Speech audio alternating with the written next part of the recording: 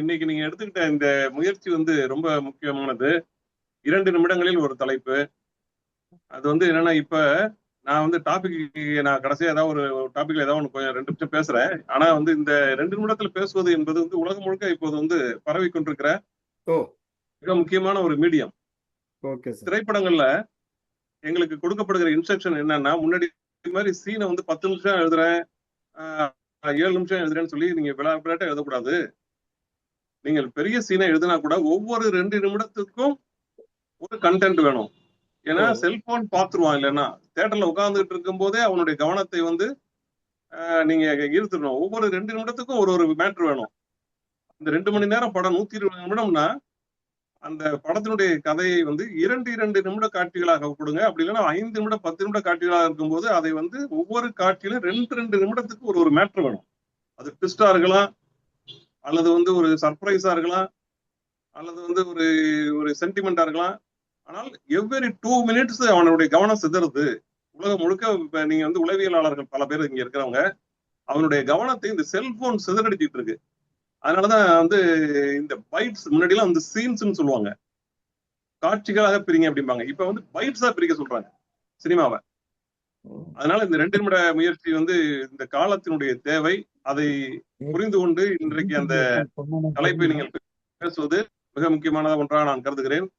இப்ப சமீபத்துல 1 நிமிட செய்திகள்னு சுபவீர பாண்டியன் அவர்கள் கடந்த 5 ஆண்டுகளுக்கு மேலாக போட்டுட்டு இருக்காரு. 1 நிமிடத்துல ஒரு மிகப்பெரிய செய்தி சொல்லுவார்.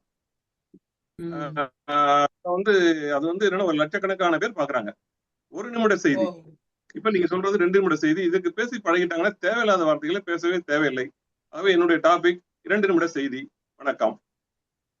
ரொம்ப நல்லா இருந்தது சார், ரொம்ப சிறப்பு. அனைவருக்கும் வணக்கம். இன்னைக்கு நாம 1402வது நிகழ்ச்சியை நடத்தி கொண்டிருக்கிறோம். ஸ்டீபன் சார் இடையில கலந்துப்பாங்க. இன்றைக்கு நமக்கு 4 தலைப்புகள் கொடுத்திருக்காங்க.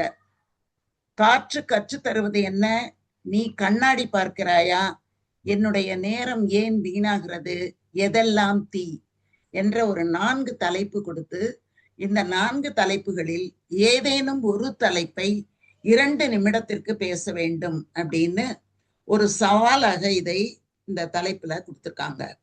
அதனால ஒவ்வொருத்தரும் இதை பற்றி நாம பேசும்போது 2 நிமிடங்கள் தான் பேசணும்.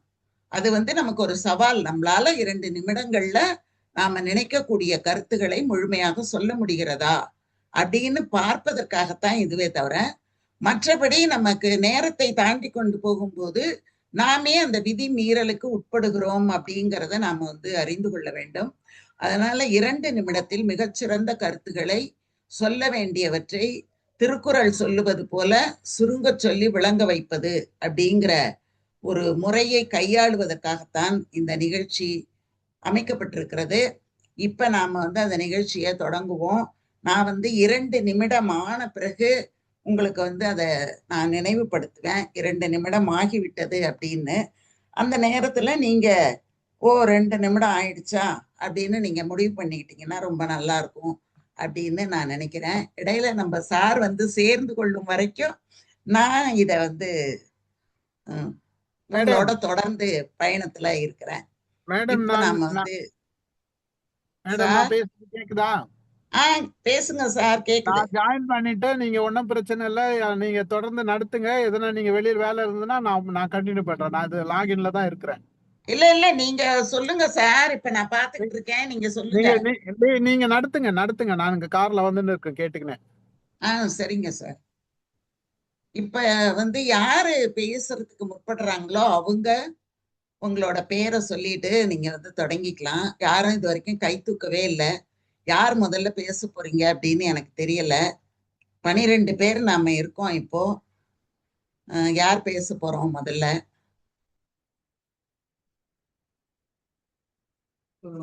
செல்வகுமார் சார் பேசுங்க சார். சார் ஏற்கனவே சொல்லியிருந்தாரு. ஸ்டார்ட் ஆயிடுச்சாமா? டைமர் ஸ்டார்ட்டா? இதோ இப்போ போடுறேன் சார். அதான் போட போறேன்.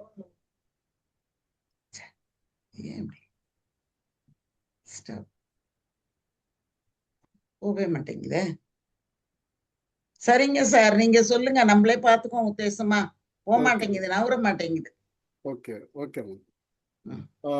எல்லாருக்கும் இனிய மாலை வணக்கம். இன்னைக்கு நான் பேச போற தலைப்பு என்னன்னாக்கா, எதெல்லாம் தீ. நாம் தீ என்றால் உடனே நெருப்பு தான் நமக்கு வந்து நினைவுக்கு வரக்கூடியது. ஆனா வாழ்க்கையில உண்மையான தீன்றது என்னன்னாக்கா, மனசுல வரக்கூடிய பொறாமை, கோபம், வெறுப்பு, சொற்களில் காயப்படுத்தும் பேச்சு, சொற்களில் வரும் பொய், ஏமாற்றம், உறவுகளில் வரும் அகங்காரம், இவையெல்லாம் தான். ஏன்னா இதை பற்றியே தான் வந்து பொறாமை மற்ற விஷயங்களை பற்றி இப்போ ரீசெண்டாக வந்து ராமு சார் கூட நமக்கு நிறைய வந்து விஷயங்கள் எடுத்திருந்தாரு. ஸோ இதெல்லாமே இதே தான் வந்து பார்த்தீங்கன்னா இது எல்லாத்துக்கும் ஒன்று சேர்ந்த மாதிரி ஒரு திருக்குறள் இருக்கு. அது என்னன்னா, தீயினால் சுட்ட புண் உள்ளாரும் ஆறாதே நாவினால் சுட்டவடு. இதுக்கான அர்த்தம் எப்படி என்ன என்ன மாதிரி நம்ம நினைச்சிக்க வேண்டியதுன்னா, நெருப்பால் ஏற்பட்ட காயம் ஒரு நாள் ஆறும், ஆனால் வார்த்தைகளால் ஏற்பட்ட காயம் எப்போதுமே ஆறாது. ஸோ ஒரு கெட்ட வார்த்தை, ஒரு தவறான செயல், ஒரு சிறிய கோபம், இவை சின்ன தீப்பொறி மாதிரி தான். ஆனால் அதை நாம் கவனிக்கலன்னா அது நம்ம வாழ்க்கையும் உறவுகளையும் எரிச்சிடும். அதனால நாம் செய்ய வேண்டியது என்னன்னா, நல்ல எண்ணங்களை வளர்க்க வேண்டும், இனிமையாக பேச வேண்டும், நேர்மையாக நடக்க வேண்டும், அன்பில் மன்னிப்பும் கொண்டிருக்க வேண்டும். ஸோ இப்போ என்னன்னாக்கா, தீ வந்து எப்போவுமே அழிக்கக்கூடிய செயலை தான் செய்யக்கூடியது. நன்மை எப்பொழுதுமே நம்மளை வந்து வளர்க்கக்கூடிய செயலை தான் செய்ய முடியும்.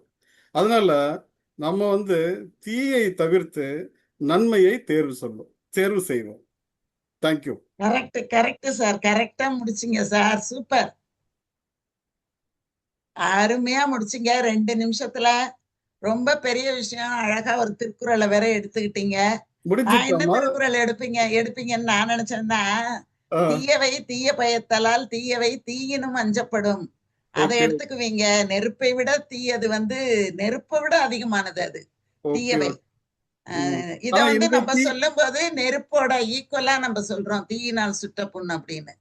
ஏன்னா தீயவை தீய வார்த்தையால பயத்தலால் தீயவை தீயினும் அஞ்சப்படும், நெருப்பை விட கொடுமையானது எது அப்படின்னு சொல்லும் போது அந்த திருக்குறளை வள்ளுவர் பயன்படுத்துவாரு. ரொம்ப சொன்னது உங்க ரொம்ப வார்த்தை மகிழ்ச்சி கேட்கலாமா? எல்லாரும் கைத்தட்டு சொல்லுங்க மேடம். சார். ஆமா சார், அதை நான் மறந்துட்டேன் சார். ஆமா ஆமா, என்ன அருமையா பேசினாரு செல்வகுமாரு, பயங்கரமா பேசினாரு. அவருக்கு கைத்தட்டு நம்ம எல்லாரும். அதுக்குதான் நீங்க தலைவர் அதுதாம்மா, வேணுங்கிறது. இதுக்கு வந்து முழு கிரெடிட் வந்து ஸ்டீபன் சாருக்கு தான். ஏன்னா அவர்கிட்ட பேசும்போது அவர் தான் வந்து இதுக்கான கீ பாயிண்ட் எல்லாம் சொல்லியிருந்தாரு. ஸோ எப்படி பேசணும் என்ன ஏதுன்றது எனக்கு தெரியாது. அதனால தான் நான் கூட வந்து பார்த்தீங்கன்னா ஒரு மெசேஜ் எல்லாம் போட்டு வாய்ஸ் நோட்லாம் போட்டிருந்தேன். நீங்கள் எனக்கு அதை பற்றிலாம் சொல்லியிருந்தீங்க. அதெல்லாம் நான் கலந்துக்காததுனால இதுதான் எனக்கு ஃபர்ஸ்ட் டைம். Thank you thank you. ரொம்ப மகிழ்ச்சி சார், ரொம்ப மகிழ்ச்சி. அடுத்தது யாருங்க சார் பேச போறீங்க? சரி சார், அடுத்தது யாருங்க சார் பேசுறீங்க? கோபாலரத்னம் சார் பேசுறீங்களா? ஓகே, டைம் ஸ்டார்ட் பண்ணீங்க மேடம். ஆமா சார், பார்த்துட்டேன். அனைவருக்கும் வணக்கம். இன்றைய என் தலைப்பு எதெல்லாம் தீ. தொட்டால் சுடும் தீ. Audible sir? வருது சார், சொல்லுங்க. தொட்டால் சுடும் தீ, இளமையில் கை சுட்டு கொண்டது இன்னமும் வந்து போகும் ஆழ்மனத்தின் ஊடாக. எதெல்லாம் தீ, இதான் கேள்வி. மனித வயிற்று பசிக்கு ஒரு தீ, மனித வயிற்று பசிக்கு ஒரு தீ, அதை தணிப்பது உணவு. எனவேதான் உண்டி கொடுத்தோர் உயிர் கொடுத்தார் ஆவார். எனவேதான் உண்டி கொடுத்தோர் உயிர் கொடுத்தார் ஆவார் என்றார்கள் முன்னோர்கள். அன்னத்தை வண்ணமாய் சமைக்க வீட்டில் உதவுவது அடுக்களை தீ. அன்னத்தை வண்ணமாய் சமைக்க வீட்டில் உதவுவது அடுக்களை தீ. பூமி பந்தின் ஆங்காங்கே அவ்வப்போது தோன்றுவது காட்டுத்தீ. பூமி பந்தின் ஆங்காங்கே அவ்வப்போது தோன்றுவது காட்டுத்தீ. இது தானே தணிந்தால்தான் உண்டு, இது தானே தணிந்தால்தான் உண்டு, இல்லையேல் அளவற்ற அழிவு பூமிக்கும் உண்டு, இல்லையேல் அளவற்ற அழிவு பூமிக்கும் உண்டு.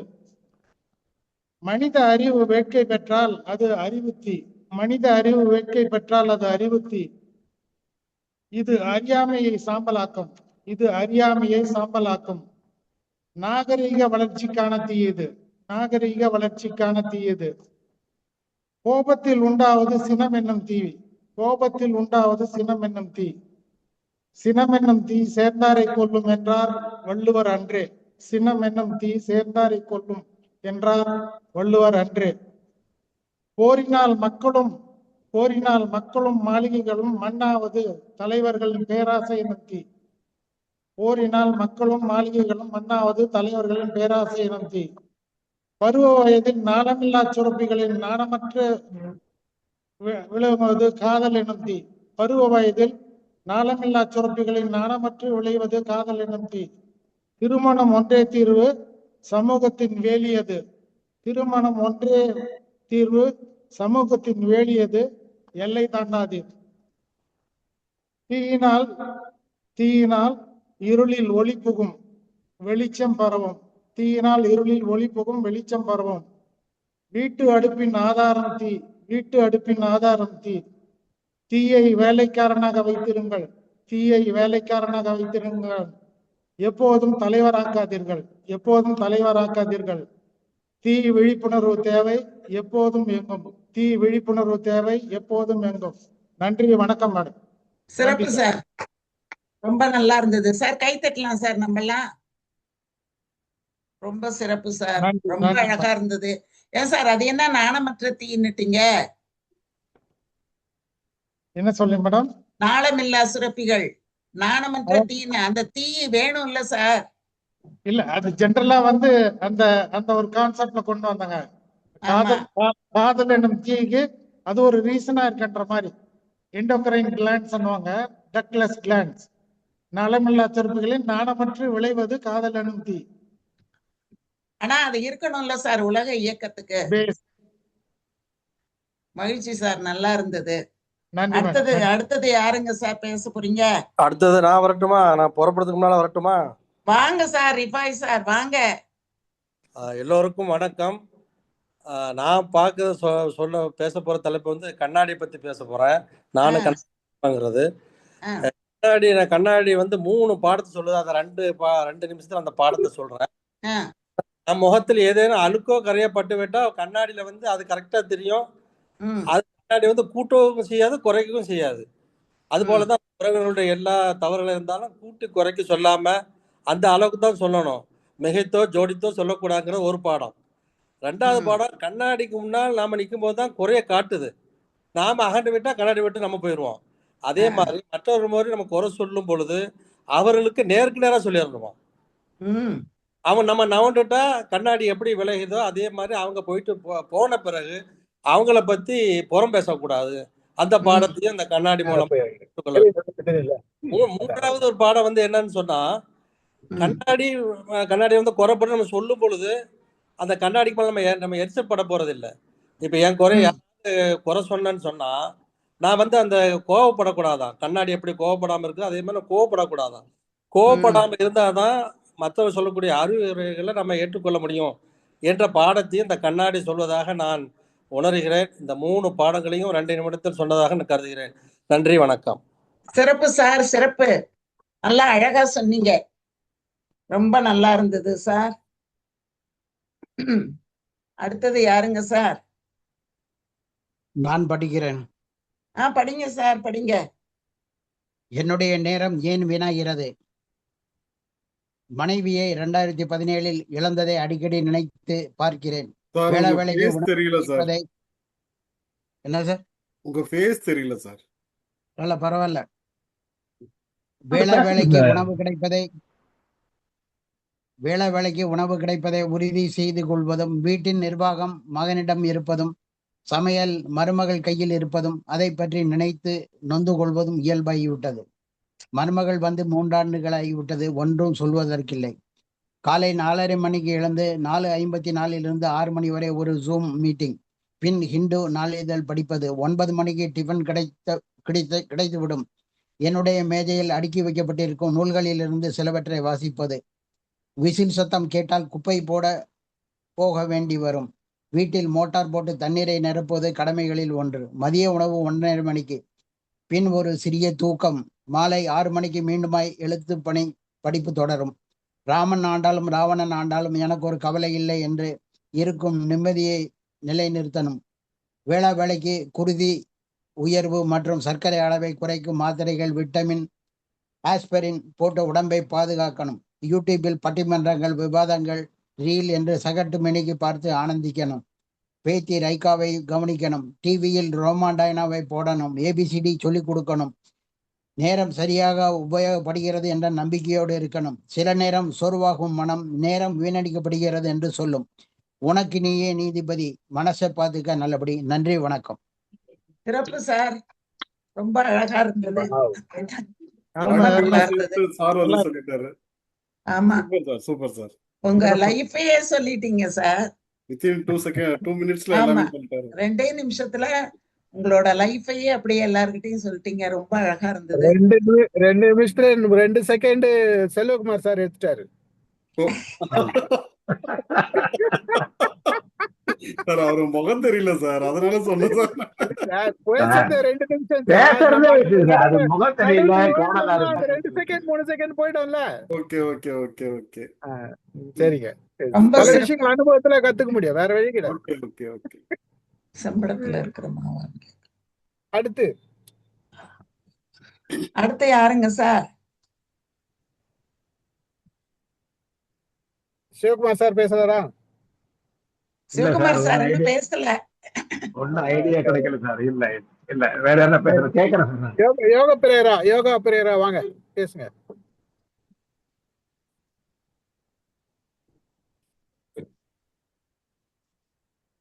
யாருங்க சார் அது?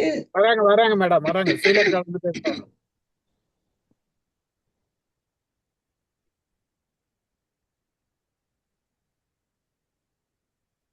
பேசுறீங்களா யோகா?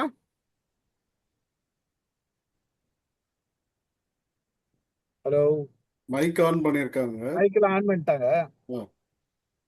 இப்ப கேக்குதா? கேக்குது. சரி, நான் எடுத்துக்கொண்ட விடயம் வந்து நீ கண்ணாடியை பார்க்கின்றாயா என்ற விடயம்தான். என்னுடைய வீட்டிலே 3 கண்ணாடிகள் இருக்கிறது. ஒன்று குளியல் அறையிலேயும் இன்னும் 2 வேறு இடங்களிலேயும் இருக்கிறது. இந்த கேள்வி இன்றைக்கு எழுப்பப்பட்டபடியால் தான் நான் உண்மைக்குமே இந்த கண்ணாடியை பற்றி யோசித்தேன். ஏனென்றால் நான் வீட்டிலே இருந்து வேலை செய்கிறபடியால் காலமே ஒரே ஒரு முறைதான் இந்த கண்ணாடியை பார்ப்பது வழக்கம். மற்றும் வெளியே போகிறதா இருந்தால் அதை பார்க்கிறது. மற்றது நான் அணிந்திருக்கும் கண்ணாடி, அதையும் பற்றி நான் யோசித்தேன். இந்த கண்ணாடி என்று சொல்லும் பொழுது என்னுடைய முகத்திலே இருக்கும் குறைகளை காட்டுவதற்கு கண்ணாடி மட்டும் இருந்தால் போதாது, அதற்கு நல்ல வெளிச்சமும் தேவை. ஆனபடியால் நல்ல வெளிச்சம் இருக்கிற இடத்திலே கண்ணாடி இருந்தால் நல்லது என்பதை இந்த கேள்வி எனக்கு உணர்த்தினது. அடுத்தது, கண்ணாடியை பார்த்து நான் என்னுடைய முகத்தையோ இல்லாவிட்டால் தலைமுடியையோ சரி செய்வது போல புத்தகங்களும் மற்ற மனிதர்களும், நான் பழகும் மனிதர்களையும் நான் கண்ணாடியாக பார்க்கின்றேன் என்றால் அவர்களுடன் பழகின பிறகு அவர்களுடைய நல்ல பழக்க வழக்கங்கள், அவர்கள் கூறும் நல்ல காரியங்கள், அவற்றை பின்பற்றுவதற்கு நான் எத்தனிப்பது உண்டு. அவ்வளவுதான் என்னுடைய இந்த பதிவு. நன்றி. அருமை அருமை. கைதட்டலாம் எல்லாரும்.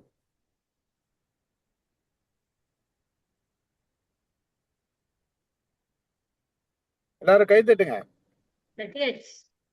தட்டியாச்சா? Very good. தட்டி முடிச்சிட்டோம். சத்தம் கேட்கலதான், அதான் விஷயம். இப்போ பரவாயில்ல. மகிழ்ச்சி. அடுத்தது மேடம் ஆரம்பிங்க, நீங்க கேளுங்க. மாலதி பேசுறப்பலையா? கேக்குதா? வணக்கம் அனைவருக்கும் வணக்கம். நான் எடுத்துக்கொண்ட தலைப்பு காற்று கற்று தருவது என்ன. டிஃப்ரெண்டா தான் இருக்கும்னு நினைக்கிறேன். 25/4/26 தோஷிலா உமாசங்கர் FB-ல ஒரு போஸ்ட். அவங்க வந்து ஆர்ஜே, முன்னாள் ஆர்ஜே அலோ FM-ல வேலை பண்ணாங்க. அவங்க எனக்கு பிடித்த இனியவள். ஏன்னா அவ ஷோ ஆரம்பிக்கும் போதே இனியவர்களுக்கு இனியவளின் இனிய வணக்கம் அப்படின்னு ஆரம்பிப்பா. அந்த காத்துல அவளோட குரல் வந்து நமக்கு கேட்கும் பாருங்க. அவ்வளவு இனிமையா இருக்கும். அதனால எனக்கு வந்து ஒரு 5 வருஷத்துக்கு முன்னாடி அவ ரொம்ப ஃபேன் எனக்கு. இப்பவுமே அவளை நான் Facebookல ஃபாலோ பண்றேன். அவ வந்து நிறைய விஷயங்களை போட்டுட்டு இருக்கா. அவ போட்ட போஸ்ட் சஹா அவர்கள் சத்தம் காற்றலைகளில் மூச்சாக கலந்திருக்கும் அப்படின்னு சொல்லிட்டு ஒரு கண்ணீர் அஞ்சலி போஸ்ட். அவர் வந்து ஒரு ஆர்ஜே, அவர் வந்து அலோ எஃப்எம்ல வேலை பண்ணியிருக்காரு. காற்று அந்த போஸ்ட பார்த்த உடனே என் மனசுக்குள்ள புகுந்து யார் அந்த சஹா அப்படின்னு தேட ஆரம்பிச்சுது. Diary with Saha allow FM Trichy பண்பலையில் இரவு நேர நிகழ்ச்சியை நடத்தி இருக்கிறார். இரவு நேரங்களில் காற்றில் கலந்து வந்த அவருடைய குரல் பொதுவாக இளைஞர்களையும் இளம் பெண்களையும் உற்சாகப்படுத்தி இருக்கிறது, சிந்திக்க வைத்திருக்கிறது, ரசிக்க வைத்திருக்கிறது, ஏங்க வைத்திருக்கிறது, ஏன் என்று கேள்வி கேட்க வைத்திருக்கிறது. ஒரு சில நேரங்களில் காற்றில் கலந்து வந்த அந்த குரல் தற்கொலை முயற்சியை கைவிட வைத்திருக்கிறது. தனிமையில் வாடியவருக்கு அவருடைய குரல் தென்றல் போல மனதுக்கு மகிழ்ச்சி தந்திருக்கிறது. சிறிது நாட்களுக்கு முன்பு உடல் நலம் குன்றினார் அவர். சஹா அவர்கள் உடல் நலத்தை பார்த்து கொள்ளவில்லை. அவர் இப்பொழுது எல்லோரிடமும் உடல் நலனை பார்த்து கொள்ள வேண்டும், வருடத்துக்கு ஒரு முறையாவது 30 வயதுக்கு மேலே உள்ள பெண்களும் ஆண்களும் எல்லா டெஸ்டையும் எடுத்துக்கொள்ளுங்கள் அப்படின்னு சொல்லிட்டு பாக்குற எல்லா இடத்துகளையும் சொல்லியிருக்காரு. அவரோட ஷோலையும் சொல்லியிருக்கிறாரு. ஒரு ஷோல அவரோட மரணம் குறித்து பட்டினத்தார் சொன்ன வார்த்தைகள் காற்றில் கலந்து சமூக ஊடகங்களில் இன்றும் ஒலித்து கொண்டிருக்கிறது. பள்ளி கல்வித்துறை அமைச்சர் ஆர்ஜே சஹாவுக்கு கண்ணீர் அஞ்சலி போஸ்ட் எஃபில் போடுகிறார். இப்பொழுது நம்மில் சிலருக்கு நம் சிறுவயது நாட்கள் நினைவுக்கு வரும். ரேடியோவில் பாடல்கள், செய்திகள், ஒளிச்சித்திரம் போன்ற நிகழ்ச்சிகளை நாம் கேட்டு ரசித்து இருக்கிறோம். இப்பொழுது தொலைக்காட்சி, சமூக ஊடகங்கள் எல்லாவற்றையும் பயன்படுத்துகிறோம். நாம் பங்கு கொள்ளும் இந்த காற்று என்ன கற்றுக் கொடுத்தது என்ற நிகழ்ச்சியை நடத்த இந்த காற்று தான் நமக்கு உதவி செய்கிறது. நன்றி. சிறப்பு சிறப்பு மாலதி, சிறப்பு. நீங்க சொல்லும் போதே இது கொஞ்சம் வித்தியாசமான பார்வையா தான் இருந்தது. காற்று அப்படின்ன உடனே நீங்க போய் ரேடியோ அலைகளை போய் எடுத்துக்கிட்டு அது மூலமா வர்றத சொன்னது ரொம்ப எதிர்பார்க்காததுதான். காத்து அப்படின்னா நேரடியா காத்தை தான் நம்ம எடுத்துப்போம். ஆனா நீங்க நல்ல வித்தியாசமா சொன்னீங்க, ரொம்ப சிறப்பு, நல்லா இருந்தது. கொஞ்சம் நேரம் தூக்கிடுச்சு, கொஞ்சோண்டு நேரம் தூக்கிடுச்சு. சரி, ஆமா, பரவாயில்ல பரவாயில்ல. அடுத்தது யாருமா சொல்ல போறீங்க? யார் பேச போறீங்க? வசந்திமா வீடியோல ரொம்ப சந்தோஷம். வணக்கம். அது நான் பேச போற தலைப்பு வந்து எதெல்லாம் நீ. இதுல வந்து நான் என்னுடைய படிப்பை பத்தியோ வேலையை பத்தியோ நான் சொல்ல போறது இல்லை. என்னுடைய குணாதிசயங்கள் அதை பத்தி தான் சொல்ல போறேன். ஏன்னா குணாதிசயங்கள் வந்து உங்களோட பிறப்பிலேயே இருக்கு, அதை நீங்க எப்படி வளர்த்துக்கிறீங்க இதை பேஸ் பண்ணி தான். அது வந்து என்னன்னா, முதல்ல மூட நம்பிக்கைக்கு நான் எதிரி. எனக்கு மூட நம்பிக்கைகளை பற்றி எனக்கு இதிலுமே விருப்பம் கிடையாது. ஏனென்றால் மூட நம்பிக்கை உங்களை பின்னோக்கி தள்ளிவிடும் என்று நான் நினைக்கின்றேன். எனக்கு ராகு காலம் பற்றியோ மரண யோகத்தை பற்றியோ தெரிந்து கொள்ளவில்லை, தெரிந்து கொள்ள ஆர்வமும் கிடையாது. தெரிந்து கொண்டால் என்னுடைய நினைப்புகள் எல்லாம் பின்னால் போய்விடும் என்று நான் நினைக்கிறேன். முற்போக்குவாதி, நான் ஒரு முற்போக்குவாதி என்றால் பெண்ணின் முன்னேற்றம் தான் எனக்கு முதலில். பெண்கள் படிக்க வேண்டும், படித்துவிட்டு வீட்டில் இருக்கிற பெண்களை பார்த்தால் எனக்கு மிகவும் கோபம் வரும். ஏன் படித்தீர்கள், எதற்கு இன்னொரு சீட்டை நீங்கள் வந்து வீணாக்கினீர்கள் என்று எனக்கு மிகவும் கோபம் வரும். நான் என்னுடைய அப்பாவின் பிரதிபலிப்பு என்று நினைக்கின்றேன். ஏனென்றால் என் அப்பா எனக்கு காட்டிய வழி பெண்கள் படிக்க வேண்டும், வேலை பார்க்க வேண்டும், எல்லோரும் சமம் என்றதை நான் எப்போவுமே எனக்கு உணர்த்தியவர் என்னுடைய தந்தையார். அவர் வந்து எல்லாரும் சமம், சந்தனக்கூடு கொண்ட இஸ்லாமிய பண்டிகை அன்று என்னுடைய அப்பா தான் அதை முதல் ஆளாக அவர் வந்து அந்த செலவு முழுசும் அவர் தான் ஏற்றுக்குவார். அதனால் ஒரு தடவை அவர் இல்லாதப்போ என்னை உட்காத்தி வச்சு எனக்கு எல்லாம் மரியாதை பண்ணாங்க இந்த இஸ்லாமிய நண்பர்கள். அதனால எனக்கு வந்து அது வித்தியாசமாகவே தெரியாது. கேத்தலிக் கேரல் லைன் இந்த இது கிறிஸ்மஸ் கேரல் எங்கள் வீட்டுக்கு அந்த கேரல் சர்வீஸ்காரங்க 12 மணிக்கு வருவாங்க ஒரு வேனில். அவங்க எங்கள் வீட்டு முன்னால் கேக்கு ட்ரிங்க்ஸு அது இது ஜூஸு எல்லாம் வச்சுருப்பாங்க, அதெல்லாம் குடிச்சிட்டு போவாங்க. ஸோ அது மாதிரி இந்து சமயத்திற்கும் கோவிலில் எதுனாலும் அப்பாவோட இதுதான் முதல்ல இருக்கும். ஸோ எல்லாருமே சமம், எல்லாரும் ஈக்குவல் அப்படிங்கிறத முதல்லேருந்தே சொல்லி கொடுத்து எங்களை வளர்த்ததுனால எங்களுடைய அவுட்லுக், எங்களுடைய பார்வை அதே மாதிரி அமைஞ்சது. அது எனக்கு ஒரு பெரிய வந்து எனக்கு பரிசு என்று நினைப்பேன். மிக்க நன்றி. சிறப்புமா, ரொம்ப அழகா சொன்னீங்க. எல்லாம் கை தட்டலாமேம்மா. மாலதி, ஆமா, ரொம்ப ஒரு வித்தியாசமா இருந்தது, ரொம்ப நல்லா இருந்ததும்மா. மகிழ்ச்சி. நன்றிம்மா. நன்றிம்மா. லாவண்யா கூப்பிடுங்க. கணேசன் சார் அப்பவே வந்துட்டாரு, முதல்லயே வந்துட்டாரு. கூப்பிடுங்க. கணேசன் சார், கணேசன் பேசலாம். வணக்கம் சார். வணக்கம். ஸ்டார்ட் பண்ணலாமா? வந்துட்டாரு. தொடங்கலாம் சார், தொடங்குங்க. நான் என்னுடைய தலைப்பு காற்று கற்றுத்தருவது என்ன என்பது.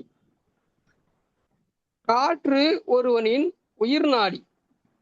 நானும் ஒவ்வொருவரின் உயிர் நாடியாக, உயிர் நண்பனாக இருக்கலாம் என்று கற்றுக்கொள்கிறேன். காற்று நான் உயிருக்கு உயிராக இருக்கலாம் என்று கற்றுக் கொடுக்கிறது.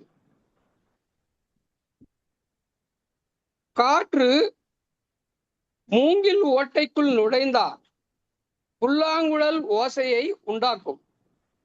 நானும் என்னை உணர்ந்து இனிமையாக பேசலாம் என்று கற்றுக்கொள்கிறேன். காற்று நான் அநியாயத்தை கேட்டால் தட்டி கேட்கும் சூறாவளியாகவும் மாறலாம் என்று கற்றுக் கொடுக்கிறது. காற்று இதமாக வீசும்போது இதயத்தை வருடும். நானும் இதமாக பேசினால் பிறர் இதயத்தை வருடலாம் என்று கற்றுக்கொள்கிறேன். காற்று நாம் ஒன்றுபட்டால் ஆகாயத்தில் பறக்கலாம் என்று கற்றுக் கொடுக்கிறது. ஆம், ஆகாய விமானம் பறப்பது அப்படித்தானே? காற்றில் பறப்பது காற்றாடி மட்டுமல்ல, என் மனமும் தான். என் அன்பே, உன்னை கண்டால். காற்றுக்கு உருவம் கிடையாது, என் மன ஓசைக்கும் உருவம் கிடையாது. காற்று கடல் அலையை ஓயாமல் அசைப்பது போல நானும் ஓயாமல் உழைக்கலாம் என்று கற்றுக்கொள்கிறேன். காற்று ஏழை பணக்காரன் ஜாதி மதம் பார்ப்பதில்லை, விலங்கு மனிதன் என்ற பாகுபாடு இல்லை, எல்லோருக்கும் உயிர் கொடுக்கிறது. நானும் அப்படி இருந்தால் என்ன? காயமே இது பொய்யடா, காற்றடைத்த பையடா என்று என் வாழ்க்கையை காற்று கற்றுக் கொடுக்கிறது. நன்றி. சிறப்பு சார், சிறப்பு. நல்லா இருந்தது சார், ரொம்ப அழகா இருந்தது. லாவண்யா. அனைவருக்கும் வணக்கம். நான் எடுத்த தலைப்பு காற்று கற்றுத்தருவது என்ன. ஆனா நிறைய பேர் அதே பாயிண்ட் பேசிட்டனால இப்ப தலைப்பை நான் மாத்திடுறேன். நிறைய நான் சேர்த்து எடுத்து வச்ச பாயிண்ட் சொல்லிட்டாங்க. அதனால நீ கண்ணாடி பார்க்கின்றாயா அப்படிங்கிற தலைப்பை எடுத்துக்கிறேன். அனைவருக்கும் வணக்கம். சிறப்பான ஒரு வாய்ப்பு, சிறப்பான ஒரு சவால். இப்போ கண்ணாடி பார்க்கிறாயா. கண்ணாடி அப்படிங்கிறது பிரதிபலிக்கின்ற ஒரு விஷயம். பிரதிபலிக்கிறது அப்படின்னா முதல்ல நம்ம எதை பிரதிபலிக்கும் அப்படின்னா, நம்ம போய் நின்னோம்னா அப்படியே நம்ம உள்ளதை உள்ளபடியே காட்டும் கண்ணாடி அப்படிங்கிறதா அந்த பிரதிபலிப்பு. அப்ப அந்த உள்ளதை உள்ளபடியே காட்டுகின்றது, நம்மளுடைய வெளி தோற்றத்தை உள்ளபடியே காட்டுகின்றது. அதை தாண்டி நாம் இன்னும் ஆழமாக யோசித்து அந்த முன்னாடி இருக்கிற அந்த பிரதிபிம்பம், நம்மளுடைய அந்த ரிஃப்ளெக்ஷன் அப்படின்னு சொல்றதான் காட்டுது. அதுல இன்னும் நம்ம கொஞ்சம் ஆழமா அந்த சிந்திச்சோம் அப்படின்னா நமக்குள்ளே இருக்கும் நம்மை அது காட்டுகிறதா அப்படின்னா கண்டிப்பா காட்டுகிறது. அதை நாம் கொஞ்சம் ஆழமாக நம்ம எப்படி அந்த பார்த்துட்டு உடனே வந்துடாம கொஞ்சம் ஆழமாக நின்று அந்த இடத்துல யோசிச்சோம் அப்படின்னா நமக்குள்ளே இருக்கிற நம்மை இன்னும் அழகாக எடுத்து காட்டும். அது நம்மை பகுப்பாய்வு செய்வதற்கு உதவுகின்ற ஒரு கண்ணாடி என்று நாம் எடுத்துக்கொள்ளலாம். அது வந்து நல்லதையும் பிரதிபலித்து காட்டும். நம்ம கொஞ்சம் அந்த நேரம் கொடுக்க வேண்டும். அதற்கு முக்கியமான விஷயம் அந்த பிரதிபலிப்பை பார்ப்பதற்கு நாம் நேரம் கொடுக்க வேண்டும். அப்போது நம்மளுடைய நல்லதையும் அது எடுத்து காட்டும், நம்மளுடைய கெட்டதையும் அது எடுத்து காட்டும். அதாவது எந்த ஒரு அடையாளமும் இன்றி நாம் நம்மை முழுவதுமாக பரிசோதிக்கும் ஒரு இடம் அந்த கண்ணாடி. அந்த கண்ணாடியிடம் போய் எந்த ஒரு அந்த இதுன்னு சொல்லுவாங்க இல்லையா, ஜிமிக்ஸோ மேக்கப்போ இல்லாம வெளிப்புற தோற்றத்தை தாண்டி உண்மையாகவே நாம் யார் என்பதை அழகாக நமக்கு சுய பரிசோதனை செய்வதற்காக கொடுக்கின்றது. இதை நாம் எப்படி சொல்லலாம் என்றால், நாம் அங்கே இருக்கின்றோம், அங்க உள்ளேயும் ஒண்ணு இருக்கு, ஆனா 2 பேருக்கும் இடையில ஒரு இடைவெளி இருக்கு. அந்த பற்று இல்லாம தனித்தனியா இருக்கும் 2 பேரும். அப்ப அந்த பற்றற்ற நிலையை வந்து அந்த கண்ணாடி பிரதிபலிக்கிறது அப்படின்னு கூட சொல்லலாம். அப்ப அது வந்து உலக வாழ்க்கைக்கான மிகப்பெரிய தத்துவம்னு எல்லா அறிஞர்களுமே சொல்றாங்க, பற்றற்று இரு அப்படின்னு சொல்லிட்டு. அப்போ அது நம்ம வந்து கண்டிப்பா ஒரு சிறப்பான ஒரு இடத்திற்கு நம்மை கொண்டு செல்வதற்கு இந்த கண்ணாடி மிகப்பெரிய பாடத்தை கற்றுக் கொடுக்கின்றது. அதனால நான் கண்ணாடி பாக்குறேன் அப்படின்னு சொல்லி இந்த சிறப்பான வாய்ப்புக்கு நன்றி கூறி விடைபெறுகிறேன். நன்றி, வணக்கம். சிறப்புமா, சிறப்பு லாவண்யா. ஆனா அது உள்பக்கத்திலயும் காட்டுதுங்கிறீங்களே, நான் அது மாதிரி இது வரைக்கும் பார்க்கல. கொஞ்சம் ஆழ்ந்து யோசிச்சா அது தெரியுமா? அப்படியா? சரி சரி, நான் முயன்று பாக்குறேன்மா. ரொம்ப சிறப்பு, நல்லா இருந்தது. நன்றிமா, நன்றி. அப்புறம் வணக்கம் எல்லோருக்கும் வணக்கம். என்னுடைய தலைப்பு என்னுடைய நேரம் ஏன் வீணாகிறது. என்னுடைய நேரம் ஏன் வீணாகிறது. சிறுவயது முதல் கொண்டு பள்ளிக்காலம் வரை என் நேரம் கோலி விளையாடுவது, பம்பரம் சுற்றுவது, சைக்கிளில் ஊர் சுற்றுவது என பொழுதுபோக்கி காலம் வீணானது என்று நினைக்கிறேன். அதை தவிர வார வாரம் ஒரு சினிமா பார்ப்பது என்று படிப்பை தவிர மற்ற விளையாட்டு சினிமாவுக்கிடையிலே என் காலம் வீணாகியது. பள்ளி நாட்கள் வரை. கல்லூரி நாட்களில் சென்னை வந்த பிறகு சென்னையை சுற்றி சுற்றி பார்ப்பது. தாம்பரம் முதல் கொண்டு திருப்பத்தியூர் வரை, ட்ரிப்ளிகன் முதல் கொண்டு பூந்தமல்லி வரை, இப்படி சென்னையை எல்லா பகுதியும் சுற்றி சுற்றி பார்த்து என் காலத்தை ஓட்டுது. கல்லூரி நாட்களில் காதலர்களை பார்த்து பிரமிப்பது. மெரினா பீச்சிலும் பார்க்கிலும் எங்கு பார்த்தாலும் காதலர்கள் சுற்றும் போது நமக்கு ஒரு எண் காதல் அமையவில்லை என்று மனம் ஏங்கி தவித்து என் காலம் வீணானது. படிப்பில் ஆர்வம் இல்லாமல் வேலை சேர்ந்தவுடன் மறுபடியும் சினிமா, ஊர் சுற்றுதல், வெளியூர்களுக்கு போய் வருவது. இந்த பக்கம் பெங்களூர், இந்த பக்கம் ஆந்திரா, இந்த பக்கம் சின்ன சின்ன ஊர்களுக்கு ட்ரிப் அடிப்பது என்று காலத்தை வீணாக்கியது. குடும்பம் அமைந்த பிறகு வேலை வேலை வேலை, எந்திரமாய் வேலையை தவிர வேறு ஒன்றும் உபயோகமான படிப்புலையோ மேற்கொண்டு எதையும் கற்றுக்கொள்வதிலோ ஆர்வம் இல்லாமல் எந்திரத்தனமான வாழ்க்கையாக என்னுடைய அரசு வாழ்க்கை முடிந்துவிட்டது. இப்பொழுது ஓய்வு பெற்ற பிறகு பிள்ளைகள், குழந்தைகள் என்று ஆன பிறகு இப்போது என்னுடைய நேரம் முழுவதும் போனை நோண்டிக்கொண்டே இருப்பது, கண்களை கெடுத்துக் கொள்வது, கண்கள் சிகப்பாய எரிகிற அளவுக்கு போனை நோண்டி கொண்டிருப்பது என்னுடைய நேரம் வீணாகி கொண்டிருக்கிறது. இனி சிகரெட் குடிப்பது போல ஒரு கெட்ட பழக்கம் ஆகிவிட்டது. அப்படி இந்த நான் இருப்பது பெரிய சோசியல் மீடியா அதிகமாக இல்லை, ஃபேஸ்புக்கு, வாட்ஸ்அப், நம்ம குரூப், இதற்கே எனக்கு இந்த ஸ்மார்ட் போன் என்னுடைய காலத்தை, நேரத்தை வீணாக்கிக் கொண்டிருக்கிறது. வணக்கம், எல்லாருக்கும் வணக்கம். நன்றி. வணக்கம் சார், வணக்கம்.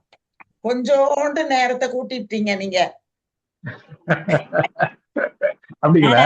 அழகா உங்க எடுத்து நீங்க சொல்றது ரொம்ப நல்லா இருந்தது சார். சிறப்பு சார், ரொம்ப அழகு. அடுத்தது வேற யாரம்மா பேச போறீங்க? வணக்கம்மா. அனைவருக்கும் இனிய மாலை வணக்கம். நான் தேர்ந்தெடுத்த தலைப்பு எதெல்லாம் தீ.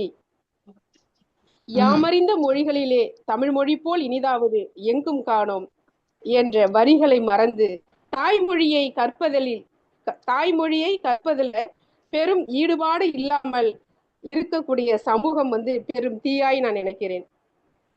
நேரத்தை அழிக்கும், அதாவது இல்லாமல் நேரத்தை அழித்து அதற்குள் மூழ்கி கிடக்கும் மனிதர்கள் தன்னுடைய நேரத்தை தீயாக மாற்றுகிறார்கள். மூட நம்பிக்கை வளர்ந்து ஒரு மனிதனை அழிக்கும் தீயாக எண்ணுகிறேன். பொறாமையே பெரும் தீ. சுற்றுச்சூழல் அழிய காரணமாக விளங்கக்கூடிய கருவிகள் அனைத்துமே பெரும் தீதான்.